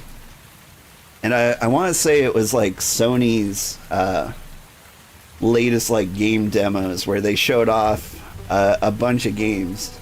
And the best looking games like Infinity Nikki and some other game, like they look like AAA high quality games, and then you like find out that they're like free to play gacha games and you're like but I don't know how to feel. It looks like the best game available, but it's gonna be it's gonna be some kind of like awful money grab. Like, I want to love it, but I think I'm gonna avoid those, which is kind of a shame. I think I would want to give Infinity Nikki a try. That one looks cute. X, I love games with thick story and try to follow that with a thick story to follow and develop, right? I don't know, if they could just make, well, they do make looter shooters that you can follow, but that's like exactly what I'm in the mood for. Like, I'm in the mood for something like a Borderlands, like a new one. I'm getting a little tired of the Borderlands, but I need that kind of game. Like, I like loot. Loot's good. But I want to play like an actual game and not some freemium nonsense. where they drop, 17 monograms that you need to transmute into polygrams so you can like get 10 pulls to maybe like get like one thing. Ugh. You have decided long ago that you're not condoning games that are money grabbing. I don't mind playing if it makes my experience worth it. Yeah, like here's the thing. I've decided to never pay any money for, well, I'm gonna go back on my word. I think I bought some kind of cosmetic thing. I think it was like Cluedo. I bought all like the skins and the maps for that. But like it was cheap. It didn't seem like a horrible investment, but yeah, for the most part, like if it's a free-to-play game, I try not to spend like a single dime on it. And if it stops being fun because I didn't spend a single dime on it, I'm like, it's time to leave. You'll pay for cosmetics, but nothing to make you better. Yeah. You love earning, right? So like the First Descendant's really bad about that because you pay money to get through the game quicker. But like if the game's supposed to be like the best part of the game, why would you pay to have that experience faster? Like it just doesn't make sense to me. Like if the gameplay is enjoyable enough, like you shouldn't want to pay to skip it. It's so weird. I don't understand that monetization like scheme. Like somebody just wants to get to the end of the game in like 5 seconds. And like, good, you're there. Game's over. Bye. These new kids are on some stuff I don't get. Yeah. I'll try to raise my kids to reject microtransactions. Went to a birthday party and a kid got like a gift card for Fortnite, and I'm like, Fortnite's free. Don't spend money. Don't spend fake money on it. Ugh. I didn't say that out loud. I'm like, I'm not gonna shit on this kid's birthday party, but this is a bad habit to develop in your kids. Alright, how much time do I have? I think I could get through like one more chapter. We might cut it off in the middle. Starlight 2, still in Act 2, Starlight Sonata, Chapter 13, Come Hell or High Water.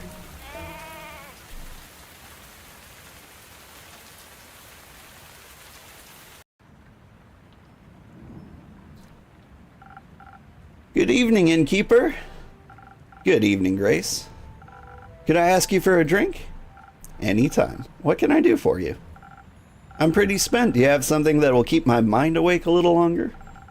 I should have something that can do just that. One moment. This is Grace. She just got her PhD. A lot of my viewers are working on PhDs. And I get the struggle. My wife was working on a PhD when I met her.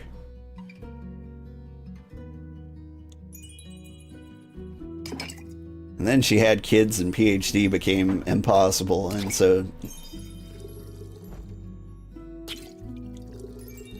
she stopped with 2 master's degrees. My wife is a very smart lady. You refused to go back to traditional school? Your master's was enough, right? I only got I didn't even get a bachelor's. I'm a college dropout. I'm also a high school dropout. But, like, I did not have the money for that kind of school. Like, I took all my major and minor related courses first. And so, like, everything I had left was, like, general electives. So I'm, like, in General Psychology 101 and Poli-Sci 101 and just like filling these requirements that felt pointless. Like I was in an internship in like a career that I wanted, and I'm like, why am I still giving the school money? Like, what are they gonna do? Repossess my knowledge if I stop going? It's just ridiculously expensive. Like, I don't know what to do with my kids. Like, I want them to get an education, but like college seems like the worst possible option. Like, I just don't have $10 million lying around, you know? And yet, look at how successful I am. It's not everyone's path that should be taught, right? Because now it is, unfortunately, right? Like, I think the future might be in like unaccredited education, like fake pop-up universities that are, you know, not charging some ridiculous amount that don't have to live up to federal standards. Like weird trade schools and apprenticeships, I think, are going to pop up.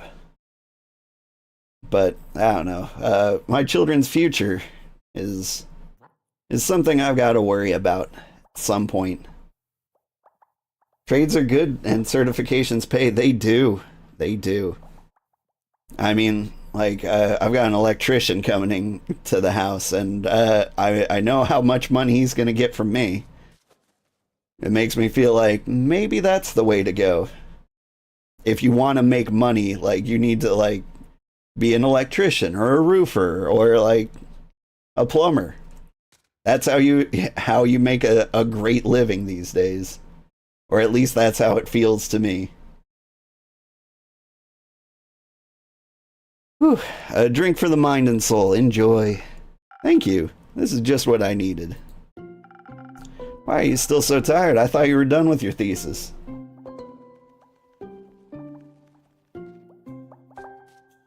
Look now, find out what they are into and nurture that. Unlike when we grow up, there's more opportunities to make a living from that without a middleman. Yep.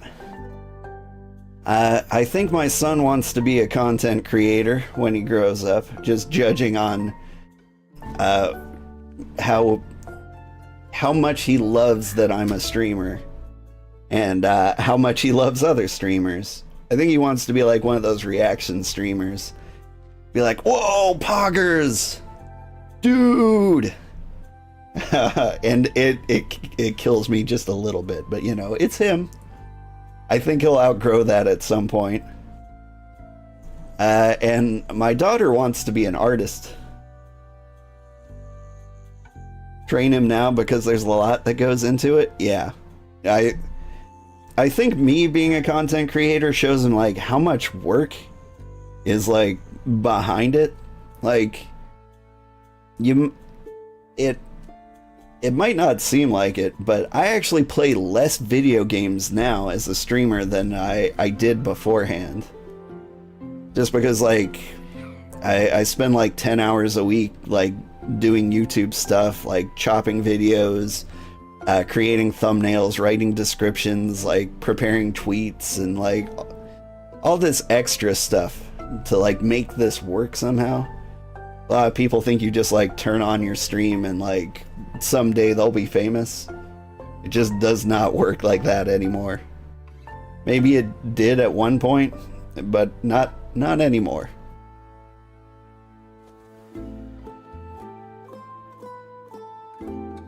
Yeah, and if he still wants to do it, then nurture it. Yeah, not lying, the editing, the script, etc. is a lot, right? Whew.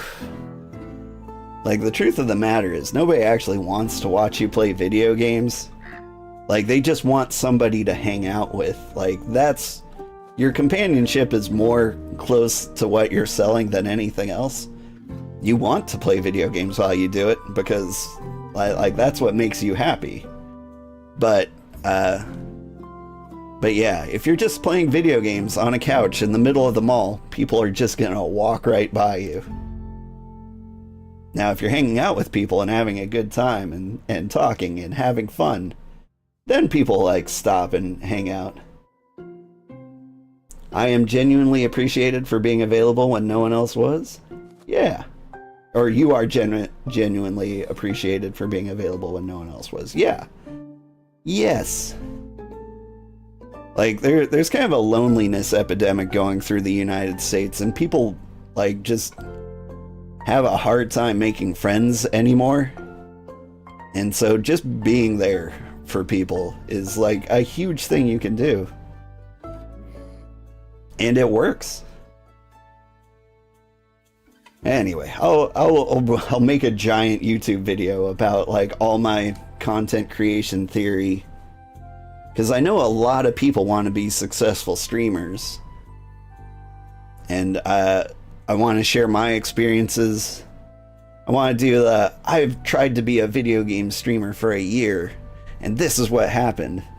And that will actually probably get a ton of views because everyone wants to do the same thing. And I'll share all the things I discovered and all the things I've learned and how it paid off or how it didn't pay off and mistakes I think people make. Like, there's a lot to go into. And I should get into it another time. Right now, we should see what she wants. Why are you still so tired? I thought you were done with your thesis. I am. Which also means I need to figure out what to do next. Oh yeah, that sounds rough. No one ever thinks about what happens after the PhD. The possibilities are endless, but not boundless. So considerations are a complicated endeavor. Have you considered a break? I have. Say, innkeeper, if you had forever, what would you do with it? Never thought about that before. I like being an innkeeper, so I could just keep doing this forever. It's relaxing and safe, and I get to meet the most wonderful people and wizards all day. Forever is a really long time. Isn't there anything else you would like to do? Everyone wants to get away from the rat race and being undervalued at these jobs, right? Like, really, it's my employer's fault for me becoming a streamer. Like, when they're like, hey, the market was bad, so you're not getting a cost of living adjustment this year or next year. You're just like, well, you know, there was no polite way to say what I wanted to say. It started with an F. But yeah. So whenever the company I work for makes me mad, I try a side hustle. And streaming has worked better than any side hustle I've tried in history. Like, I think this one might actually work. I think it's financially viable. That like one day I can quit my day job and be a streamer. So I'm keeping it up. Forever is a really long time. Isn't there anything else you would like to do?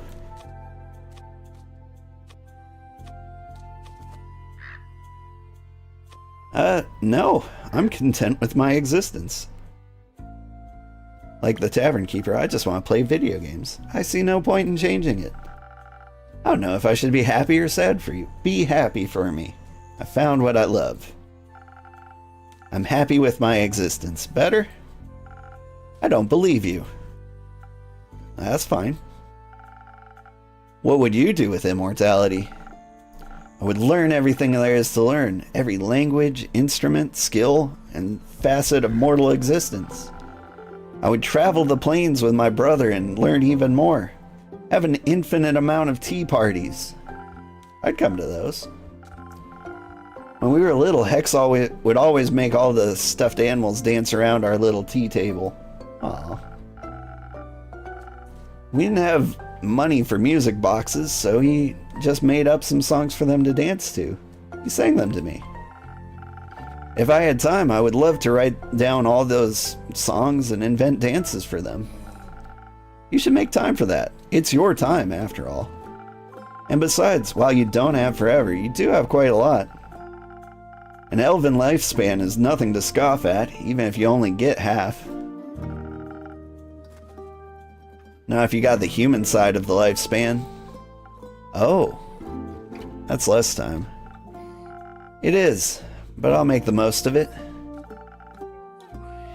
What will you do next, then? Sorry, like... So she's a half-elf and she got the human lifespan? That's a raw deal. I'm not sure yet. I was thinking about going to Ashfidel. The capital of the Magocracy? Mageocracy? I've heard the libraries there are 60 stories tall and the rivers float through the sky in an exuberant display of mana. Sounds like paradise for someone like you. Yes, but X really wants to stay here. He likes Fazoa, Zenith, the Ashen Grove. I think he likes how quiet it is, if you would believe it. I don't think he'd like the bustle of it all. You'd just go without him. There's a Mageocracy embassy in Zoford. Their teleportation is expensive but reliable. I don't think he wants to go back to Zoford either, and I won't make him. He could teleport himself then. He really should. It's quite a long distance, and he's always been awful at teleportation. He could take a ship. I appreciate the effort, but I don't think a ship would help make the distance acceptable to him. He's always going to follow me, no matter where I go. I think he doesn't want to miss out on any adventures or celebrations or funerals. You can just tell him that you want to go alone. But then he'd be alone too. Just talk to him, Grace. I want to spend our time together fighting. I just don't want him to spend it mourning me either. You should tell him that. He'll have enough time to mourn you when you're gone. Unlike life, that never ends. I suppose you're right. I'd like to leave something he can remember me by. Maybe I'll build my own wizard tower. Please do, I love those. Did you hear about the one in Morelia, near Dalwell? The one with the infamous Mageocracy?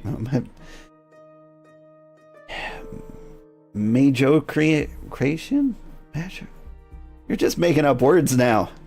Magicration. Why not just say magician? Fugitive.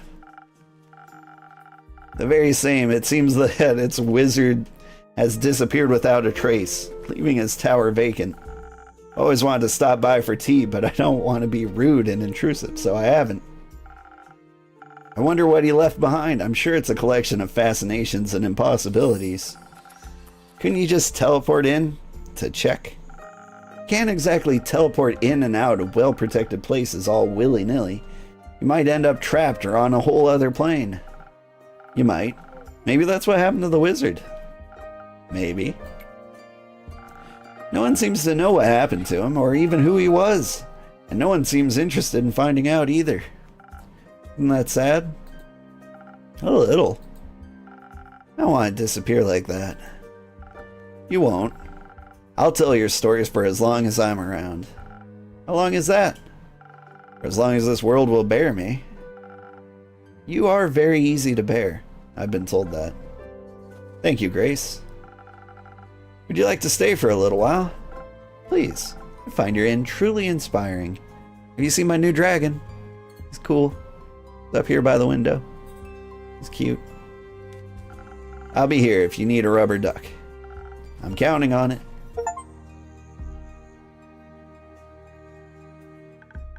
Hiya, innkeeper. Hiya, you two. A drink, please. Or two, actually. Sure thing. Actually, what name are we on right now? Well, Aura is still fine. Come on, that was a whole week ago. I was busy. Want to come up with a new one now, then? Can I come up with one? Sure. How about Kumo? I feel like you look like a Kumo. I feel like that's an insult. It fits.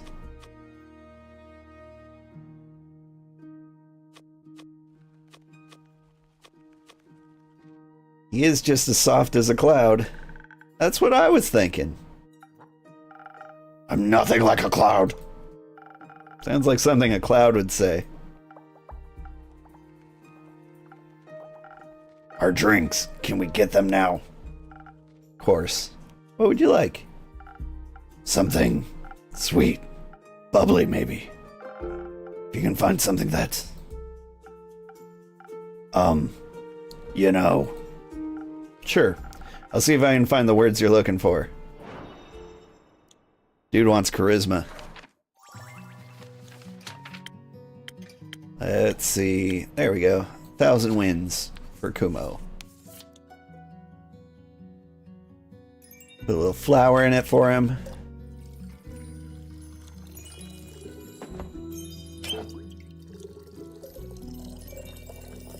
There you go. Drink for the edgelord. With a crazy straw. Liquid charisma for those in need. maybe you should try it then. You want to send it back? No, it's good. Glad to hear it. Babel, what can I get you? Maybe something that'll make me feel like a cloud? Like I'm so light on my feet, I'm practically floating? I think I've got something for that. Did I get a new dexterity drink?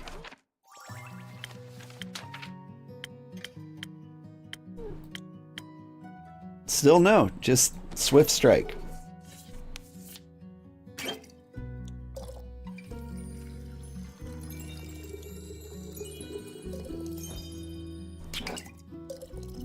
It feels like a bummer.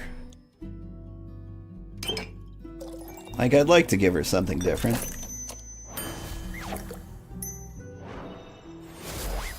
Boop. The usual, for the usual favorite. Thank you. It's delicious, as usual. That's what I like to hear. I like the new hair, by the way. Oh, you do? It looks really nice, right? Kumo braided it for me.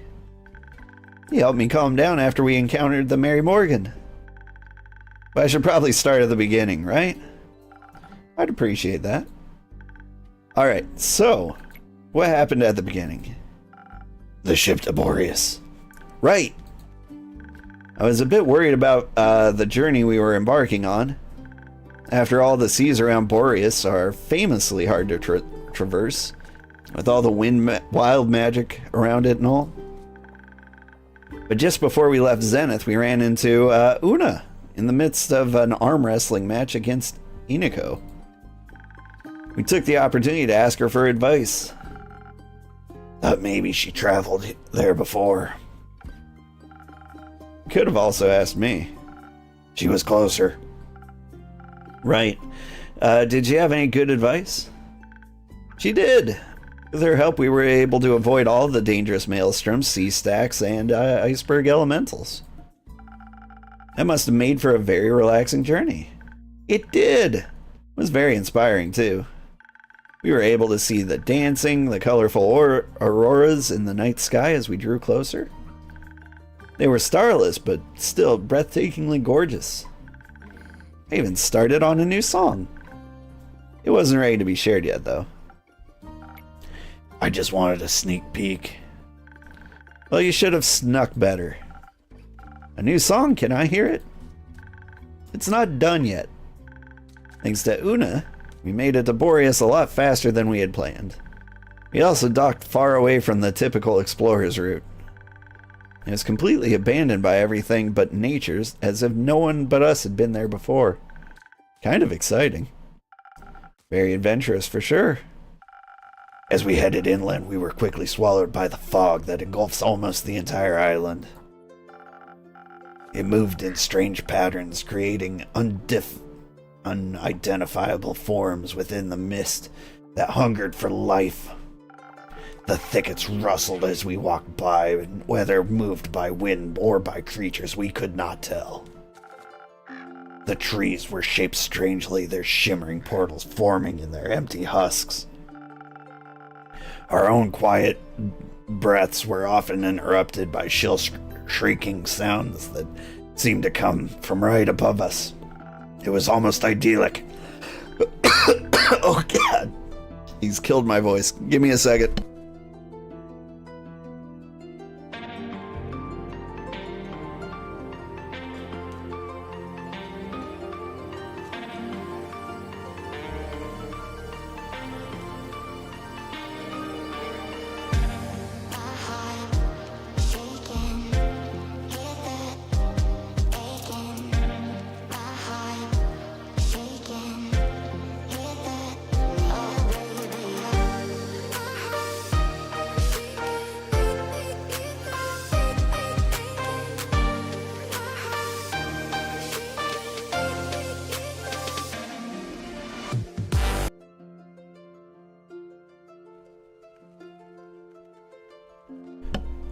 I'm back with a nice vanilla Coke because, you know, nothing soothes the soap better like acid.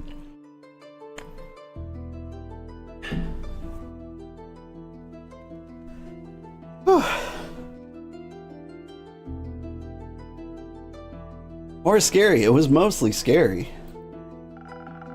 I wouldn't have minded strolling around until we ran into something roaming the island, but it was a little cold, so I found a local to ask for directions.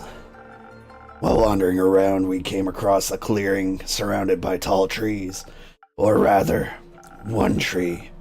All of them were connected, intertwined with one another. Come on, let her speak, dang. Through one of their twisted connections, a waterfall with no discernible origin was flowing into a small pond.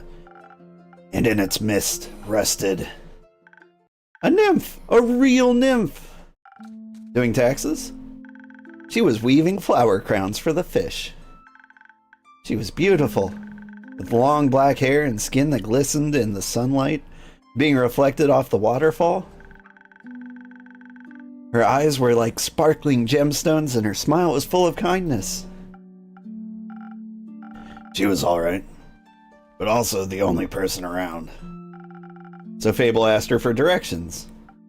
No, Fable asked her about everything but directions. I asked her for directions. She was very helpful. She even gave us a gift. A gift? That's sweet. She gave us earplugs against the Banshee's song so our bones wouldn't shatter. Very helpful. Did you offer to write her a jingle in return? I did. She said if we were to survive the encounter with the Banshee, I could come back and she'd think of what she'd need a jingle for. She was thinking about setting up a dragonfly exhibition, so maybe for that. Who would she even advertise to? Frogs? And toads. The Banshee was our first priority. So we stealthily made our way to the lonesome lagoon with earplugs in our ears. We mostly walked and talked about our favorite dragonflies. As we finally approached the lonesome lagoon, the thick mist enveloped us. It suddenly became cold. So cold we could see our own ragged breaths.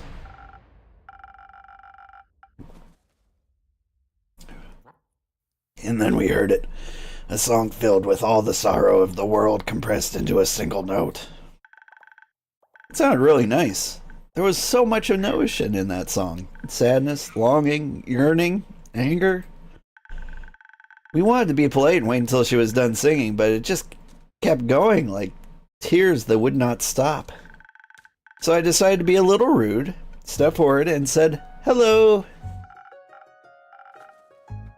They said, "Hello, Banshee. I really like your song." That confused the Banshee so much that she stopped. She smiled, baring a row of deadly sharp teeth. It was very nice, actually. She asked if we wanted to steal from her lagoon. When we said no, she invited us to sing along. Did you? Of course. It was kind of fun. It was. And I thought, what better time to bring up the Mary Morgan but now? So I led with, "I bet you do this with your girlfriend all the time, right?" She suddenly looked at me with hatred and anger and then just started screaming. I was very thankful for the earplugs at that moment. I think without them, my bones might have melted. That was our cue to leave, so I pulled Fable back into the thicket of the Borean forest. Obviously, we couldn't just leave it at that failure, so we looked around for a peace offering. We found some spiky pink fruits with a pattern of little ghost tortoises on them. We thought she might like them. She liked them enough to stop screaming at us, and we sat down at the side of the lagoon to talk. It's beautiful, by the way. Right in the middle is a giant portal to the Twilight Chasm. It colors the water It colors the water this deep, dark blue, with swirling clouds of darkness within. There were bones floating in the lagoon, too. I almost brought one for your tavern. Why didn't you? I thought you wouldn't like it. I love bones. I'll keep that in mind for the future. The Banshee actually fished out some bones to fidget it with. It stopped her from screaming every time she brought up the Mary Morgan. Or Marmor, as she calls her. Turns out the Mary Morgan had been ignoring all of her calls. Ever since the Banshee was crowned Gaia's scariest monster by Screech Magazine. She told us it carved a hole in their relationship, that it caused a lot of jealousy. She was disappointed that Mary Morgan cared more about some stupid popularity contest than her. We asked her if she wanted to talk about it with the Mary Morgan herself. She said she didn't need to apologize for being scary. She was very thankful that she got to talk about it, though. She was holding it all in because she didn't want to burden Baya with all the drama. She even offered for us to spend the night at her nearby cave, which was really nice of her. Did you end up taking a nap at her lair? We thought about it, but it was filled to the brim with the riches of the dead, which was far too alluring for us to fall to the call of sleep. You found loot? You have my attention. What did you find? Gold, bones, skulls, jewels of all sizes.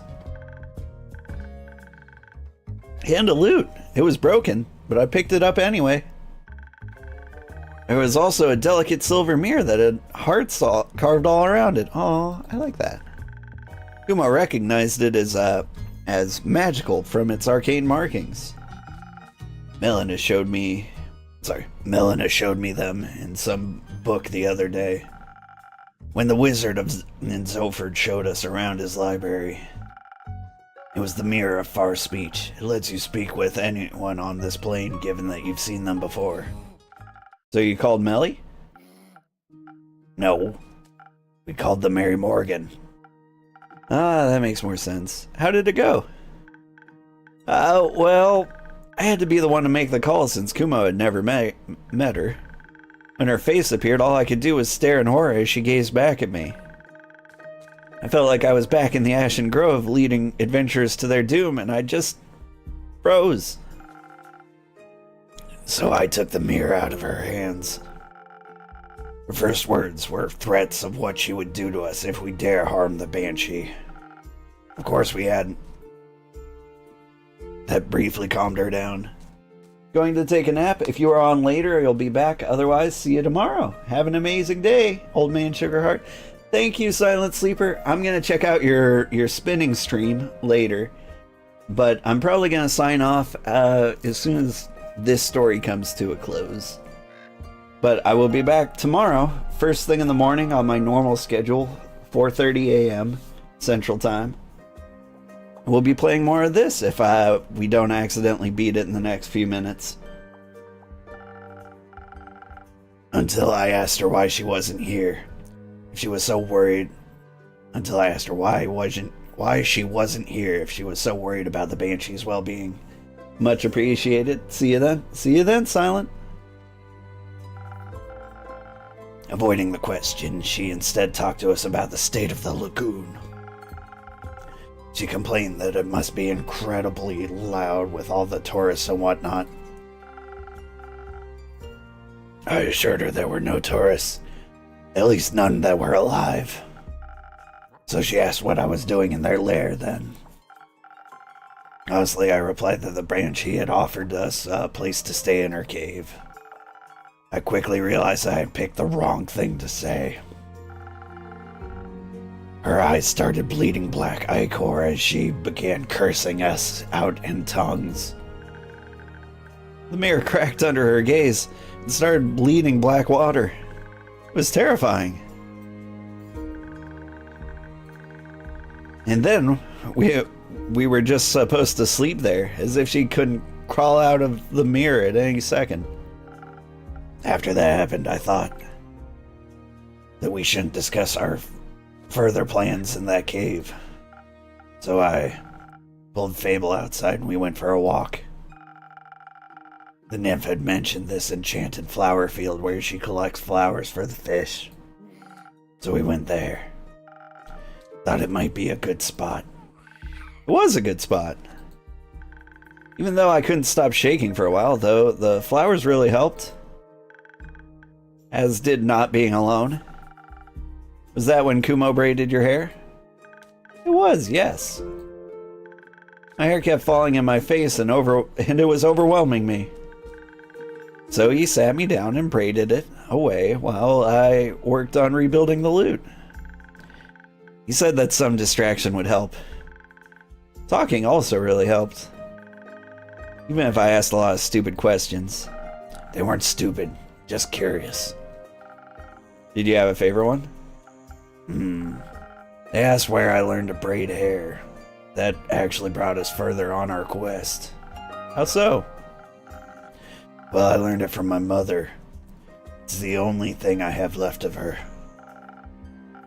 It was her way of apologizing. She was never very good with words. And it made me think, some people aren't very direct with what they mean. I have heard that, yeah. Like the Mary Morgan. She didn't seem angry about the Banshee outdoing her in some fear pageant. She didn't even mention it once. She only got upset when she thought we had hurt the Banshee. Or when she thought we were tourists. Or that when we said we were staying in that cave. Like she was jealous of something entirely different from some issue of Screech magazine. We talked it through and decided we had to get the two of them to talk face to face. Obviously it would be difficult because of the distance, but I had taken the mirror with me when we left. I thought it might be useful. Ever the thief. Indeed. I used it to call Baya. Asked her to tell the Mary Morgan to come to Boreas. Fable mentioned she can teleport via plants, however that works. She can. You should try it out. It's nauseating. I think I'll pass. While I went to talk to the Banshee, Kumo picked up the Mary Morgan. She and I really connected on eyeliner techniques. When we arrived at the lagoon, they were immediately ready to claw at each other's throats. And not in a fun way. But somehow we managed to convince them to sit down. I tried to get them to talk about their feelings, but they just kept talking past and over and away from each other.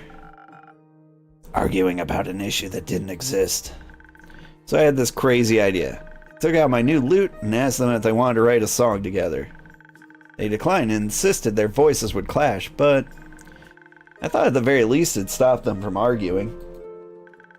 Kumo helped me convince them by summoning tiny rain clouds pitter-pattering in a gentle melodic rhythm to inspire them to give it a try. We asked them to put all their emotions about the whole situation into a song. In the end, they harmonized together perfectly.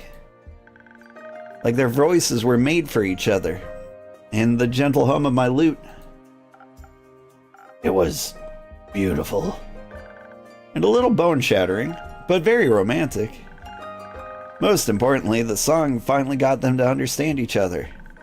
Like Kumo had suspected, the Mary Morgan was scared, not jealous, now that the Banshee was so popular. She feared the Banshee would become really busy with tourists visiting her all the time. She assumed she wouldn't have time for her anymore. But the Banshee assured her she doesn't care about any of the tourists. Only about the Mary Morgan, and Baya, of course. We told them to talk to her too. We mentioned how much she had been missing them. They agreed to meet for a tea party in the Ashen Grove so Baya doesn't have to travel too far. Did you invite them to your barbecue? No. After the outpouring of emotions, they wanted some time for themselves. The quest was done. It had only taken us 2 days, which was really efficient. Fortunately, we had told the ship to pick us up in 3 days, so we were trapped on the island. So you swam back? What? No. What's wrong with you? Usual.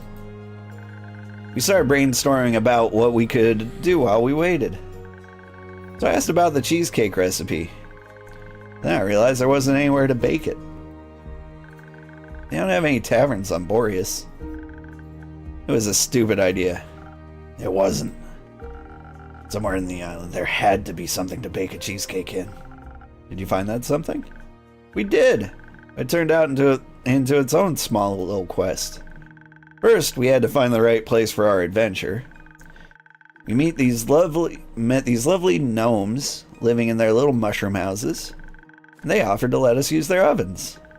They were way too small. They introduced us to a local Toad Hill giant. Its kitchen was enormous, but it was easier to work in the one that was too small. Then the gnomes, the nymph, and the giant helped us gather the ingredients from all across the island, so we were able to make enough cheesecake for everybody. Burned mine a bit. But when we made the second batch for the ship's crew, they were already starting to turn out better. Kumo is a really good teacher. And you were a really good student. Thank you. The cake really lifted the crew's spirits on the journey back. We agreed to teach them the recipe once we hit land. Afterwards, they invited us to the captain's birthday party. They even introduced us to a traveling obelisk who sang us the Song of the Ancients. It showed us a shortcut through the Rhyoliths in the mountain range, where we met some flaming songbirds. And now you're here. And now we're here.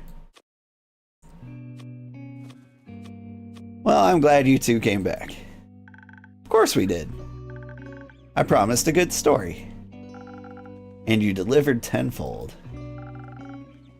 Where are you two going next? I should probably talk to Melina. She was pretty mad when I left. I guess I should apologize while I still can. Good idea. You want me to come with you? No, I think I need to do this alone. Or rather, with her. And I have to check on Rufus too. Maybe Hex taught her some fun magic tricks in the meantime. You left her with Hex? And with Grace. Don't worry, nothing was set on fire. I should go. But before I go, do you maybe want to do something together later today or tomorrow? Like a thing? Oh, like hanging out together? We could play charades with the werewolves.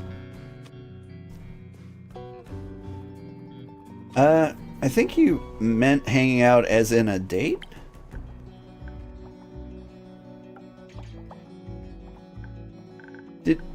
Did you? Maybe I did. Oh.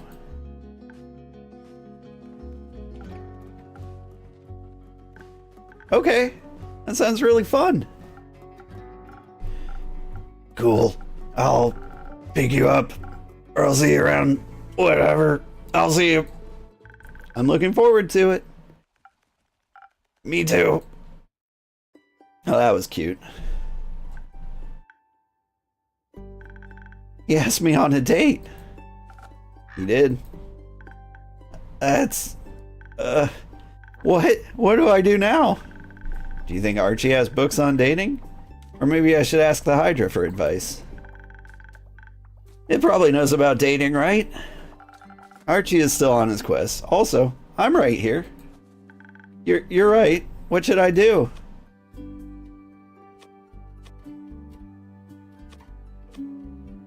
Just go? See where it takes you? Or where he takes you. Hopefully somewhere nice. I do feel safe with him, so maybe I should try trusting this more? Mostly I think you should be honest with him. He seems to like you for who you are, so there's no need to hide. Wouldn't recommend doing that anyway.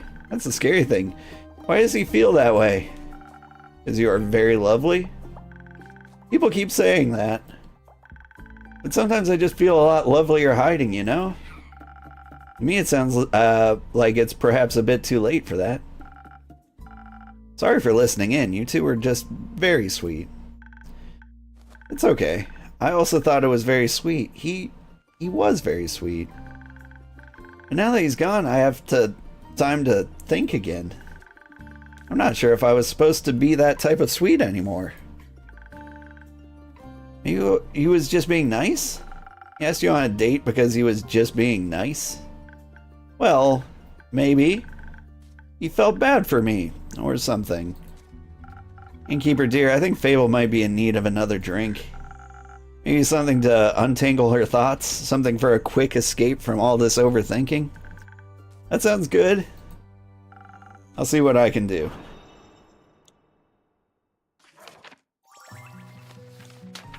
Dexterity again, huh?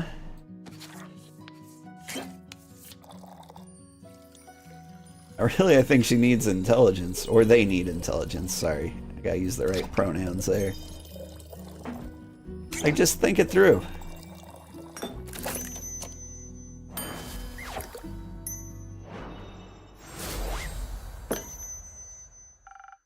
Does this help?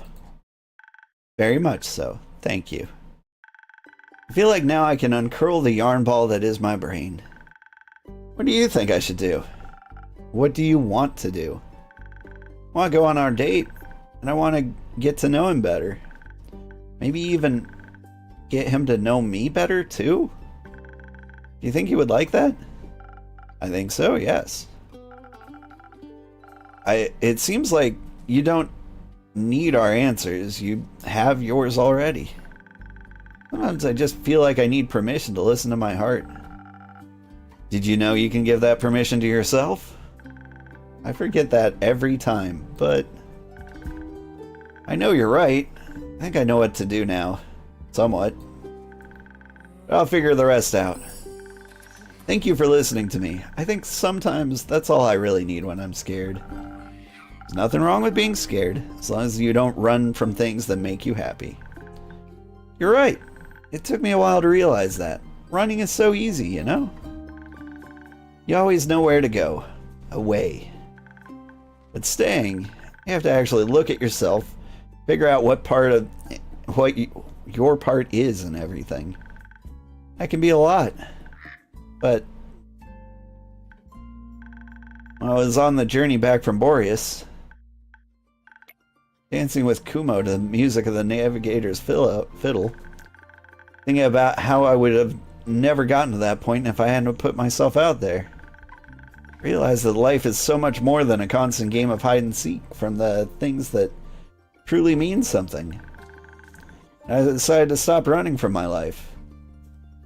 Even if I'm scared. I want to do my best to face my problems. Even though it's terrifying, I know I'm not alone. Is this still about Kumo? No, he was never a problem. He's one of the reasons I'm not alone. Just like you. Good friends by my side, I can do anything. And I can't wait to see what you will do. It might not be as impressive as you hope, but it will be me, and I'm very excited about that. Me too. I'm really proud of you, Fable. Thank you for everything, especially the great advice. That was really great advice. Maybe you should take some of it too, Grace. Maybe you should. But we all conquer life at our own pace. My personal next Goliath is going to be reapplying my lip gloss. Maybe some blush. I do feel a little pale. Can I borrow a mirror for a bit, innkeeper? Of course. There's some free rooms and mirrors upstairs, right next to the acorn chimes. Just ignore the doors with the do not enter signs. I shouldn't have said that. Now I want to check. Please don't? I won't. I'm polite. Or am I?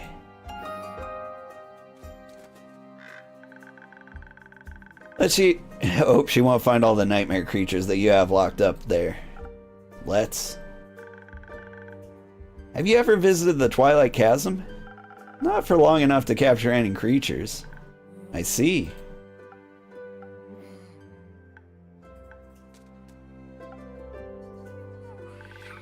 What are you thinking about, innkeeper? Oh, you know, innkeeper things. I don't. No, I mean, since I'm not an innkeeper and all. Right. That song you mentioned, the one you started writing on the ship. I know it's not done yet, but how about a little sneak peek? See if it'd make for a good jingle. I don't think it's jingle material, but I don't mind sharing it with you. Just keep in mind that it's a work in progress. Of course. Oh god, now I have to sing. There's a calling in the wind beneath the talk of the keep. I've heard the tales, set the sails, now it's time for me to leave. That sounds like a great opener. So you like it? It's wonderful. I can't wait to hear more. Me too.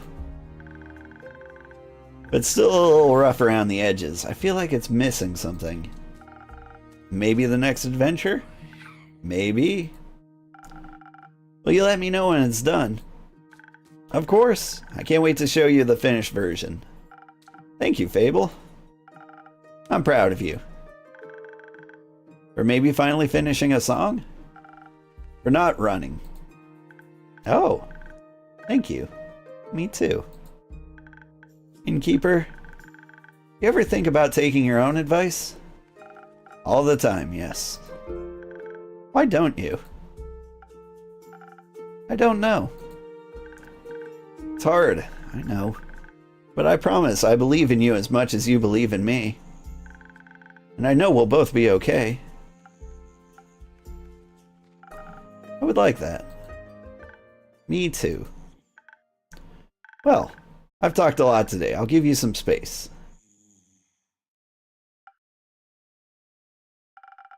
Maybe it's time to stop running. Should I? Is it time to read the letter? Yes. Oh, that was easy. I guess I've been wanting to do for a while. Let's hope for no regrets. My dearest friend, long has it been since we've talked last. Long has it been since everything had been seared away by the cold flames of death. I wish I could still remember our last conversation, but it's a waning memory. I can only imagine how you've enjoyed running away, wishing to forget whatever it was between us. Maybe you did for a brief moment, for these 30 years. If you did, I'm writing this letter to kindly remind you of the good old times. To celebrate our reunion, I invite you to the spectacle of this century, the last day of the astral moon. Welcoming the first light of the dying moon, where the realm of Tuat is just a grasp away. Are there any spirits you'd like to remember? Are you afraid of what they might tell you? Worry not, I'll be right there. Watch the sky closely on the 35th of Cassiopeia. See you soon, an old friend. That was... I guess you've always been a fan of symbolism. You didn't even leave an address. Very irresponsible.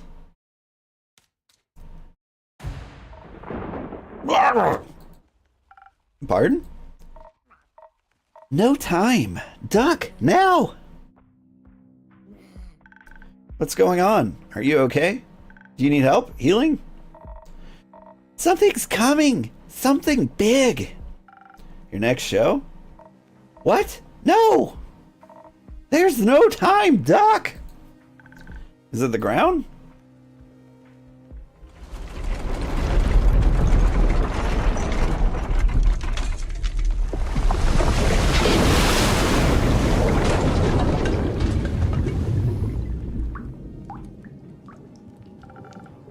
Is everyone all right?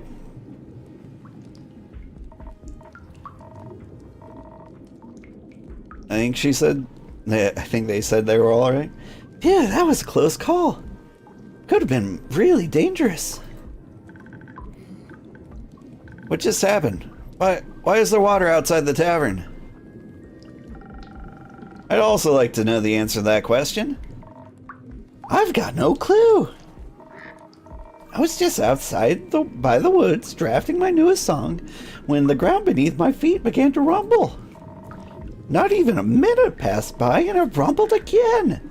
Then a wall of water came rushing towards me. I didn't even dare to wait. I ran immediately looking for shelter. No way I was going to let my Hagum get wet. These strings are made of real Chabian silk. And the body's ethereal bamboo. It's a rarity.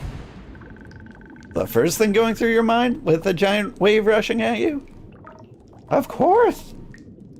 This instrument is as valuable as my hands. And just as versatile. Is everyone alright? Grace, dragons. You're alright. I was worried something had happened to you. Oh, don't worry. Oh. Man, I'm in front of the text. But I think if I got over to the other side, I'd be in front of his text. So I will read. Oh, don't worry. When the walls started rumbling, I hid under the table. And then I watched water rush by the window. It was like a tsunami, but tsunamis are very rare, if not impossible, this far into the mainland. Right? It's so strange. Seems to be submerged out there. Wonder what could have caused such a cataclysm. It's worrying, to say the least. It's definitely too dangerous to go outside. Even the tavern is leaking. Don't worry, it'll withstand. Are you sure? I'm sure. I've gotten through worse than this. You? I mean, it's gotten through worse than this. Wouldn't have thought I could withstand this sort of thing, but even more so glad that it can. It seems to be a simple yet very sturdy cavern after all. Just like you, innkeeper. Are you flirting with the innkeeper? Ha! Me? No. And also, that's beside the point. Is it? I mean, unless... I like to work my body. Helps in a lot of aspects. Can we get back to the point, please? Yeah. Sure. The point. Right, back to the point. Did you see exactly what happened? Not really. I was listening for the whistle of the wind in the treetops, jotting down notes from my next song. And suddenly a horde of silver-crested deer rushed past me. Before they could trample over me, I jumped on the rock I was sitting on and watched them gallop downhill. And then I saw water break through the canopy, snapping trees in half, like they were chef slick skewers. I wasted no second. I turned on my heel, knowing I had been done for. If I had just waited a moment longer, then I was here, and I told you to duck. That sounds horrible. Are you alright? Are you hurt? I'm fine, thanks. I'm super, thanks for asking. And anyways, with whom do I have the pleasure? I'm Grace.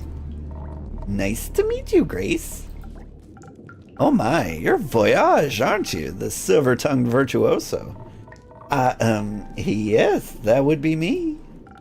My apologies, I didn't mean to push any boundaries. But I saw you perform at Dropstone Institute's campus that one time. And I must say, you pulled all my heartstrings with your beautiful performance. Oh, I did that? Yes, I was awestruck by what your music could do. It was like magic in its very own way. Music can be very soothing in moments of distress. Were you distressed back then? A little. I don't remember exactly why anymore, but I remember the emotion. But not more distressed than I am right now. I hope Hex is safe and well. I'm sure he is. Shoot! Did you see that creature swim by? What? Where? It looked like a red-winged eel. Oh, I haven't seen one of those in ages. Where's its natural habitat? Actually, the Twilight Chasm? Why is it here? Something isn't right. I'm afraid you might be correct. I'm also afraid, very much so. I don't think it's safe to go inside. I think we've been prank mastered. Of course not. You should all stay for the night. Would that be possible? Of course. The tavern will withstand this. And a bit of company wouldn't hurt. I agree. Thank you, innkeeper. Say, you with the loot. What's your name? Fable. My name is Fable. You play? The lute, I mean. Sometimes. I'm still practicing and not all that good with it yet.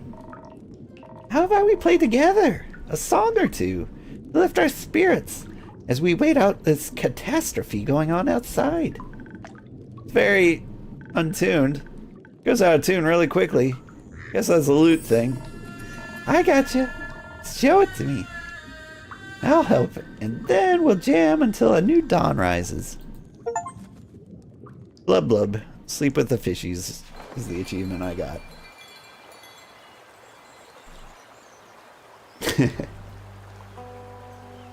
Act 3 of the Twilight Flood. Rising Tides.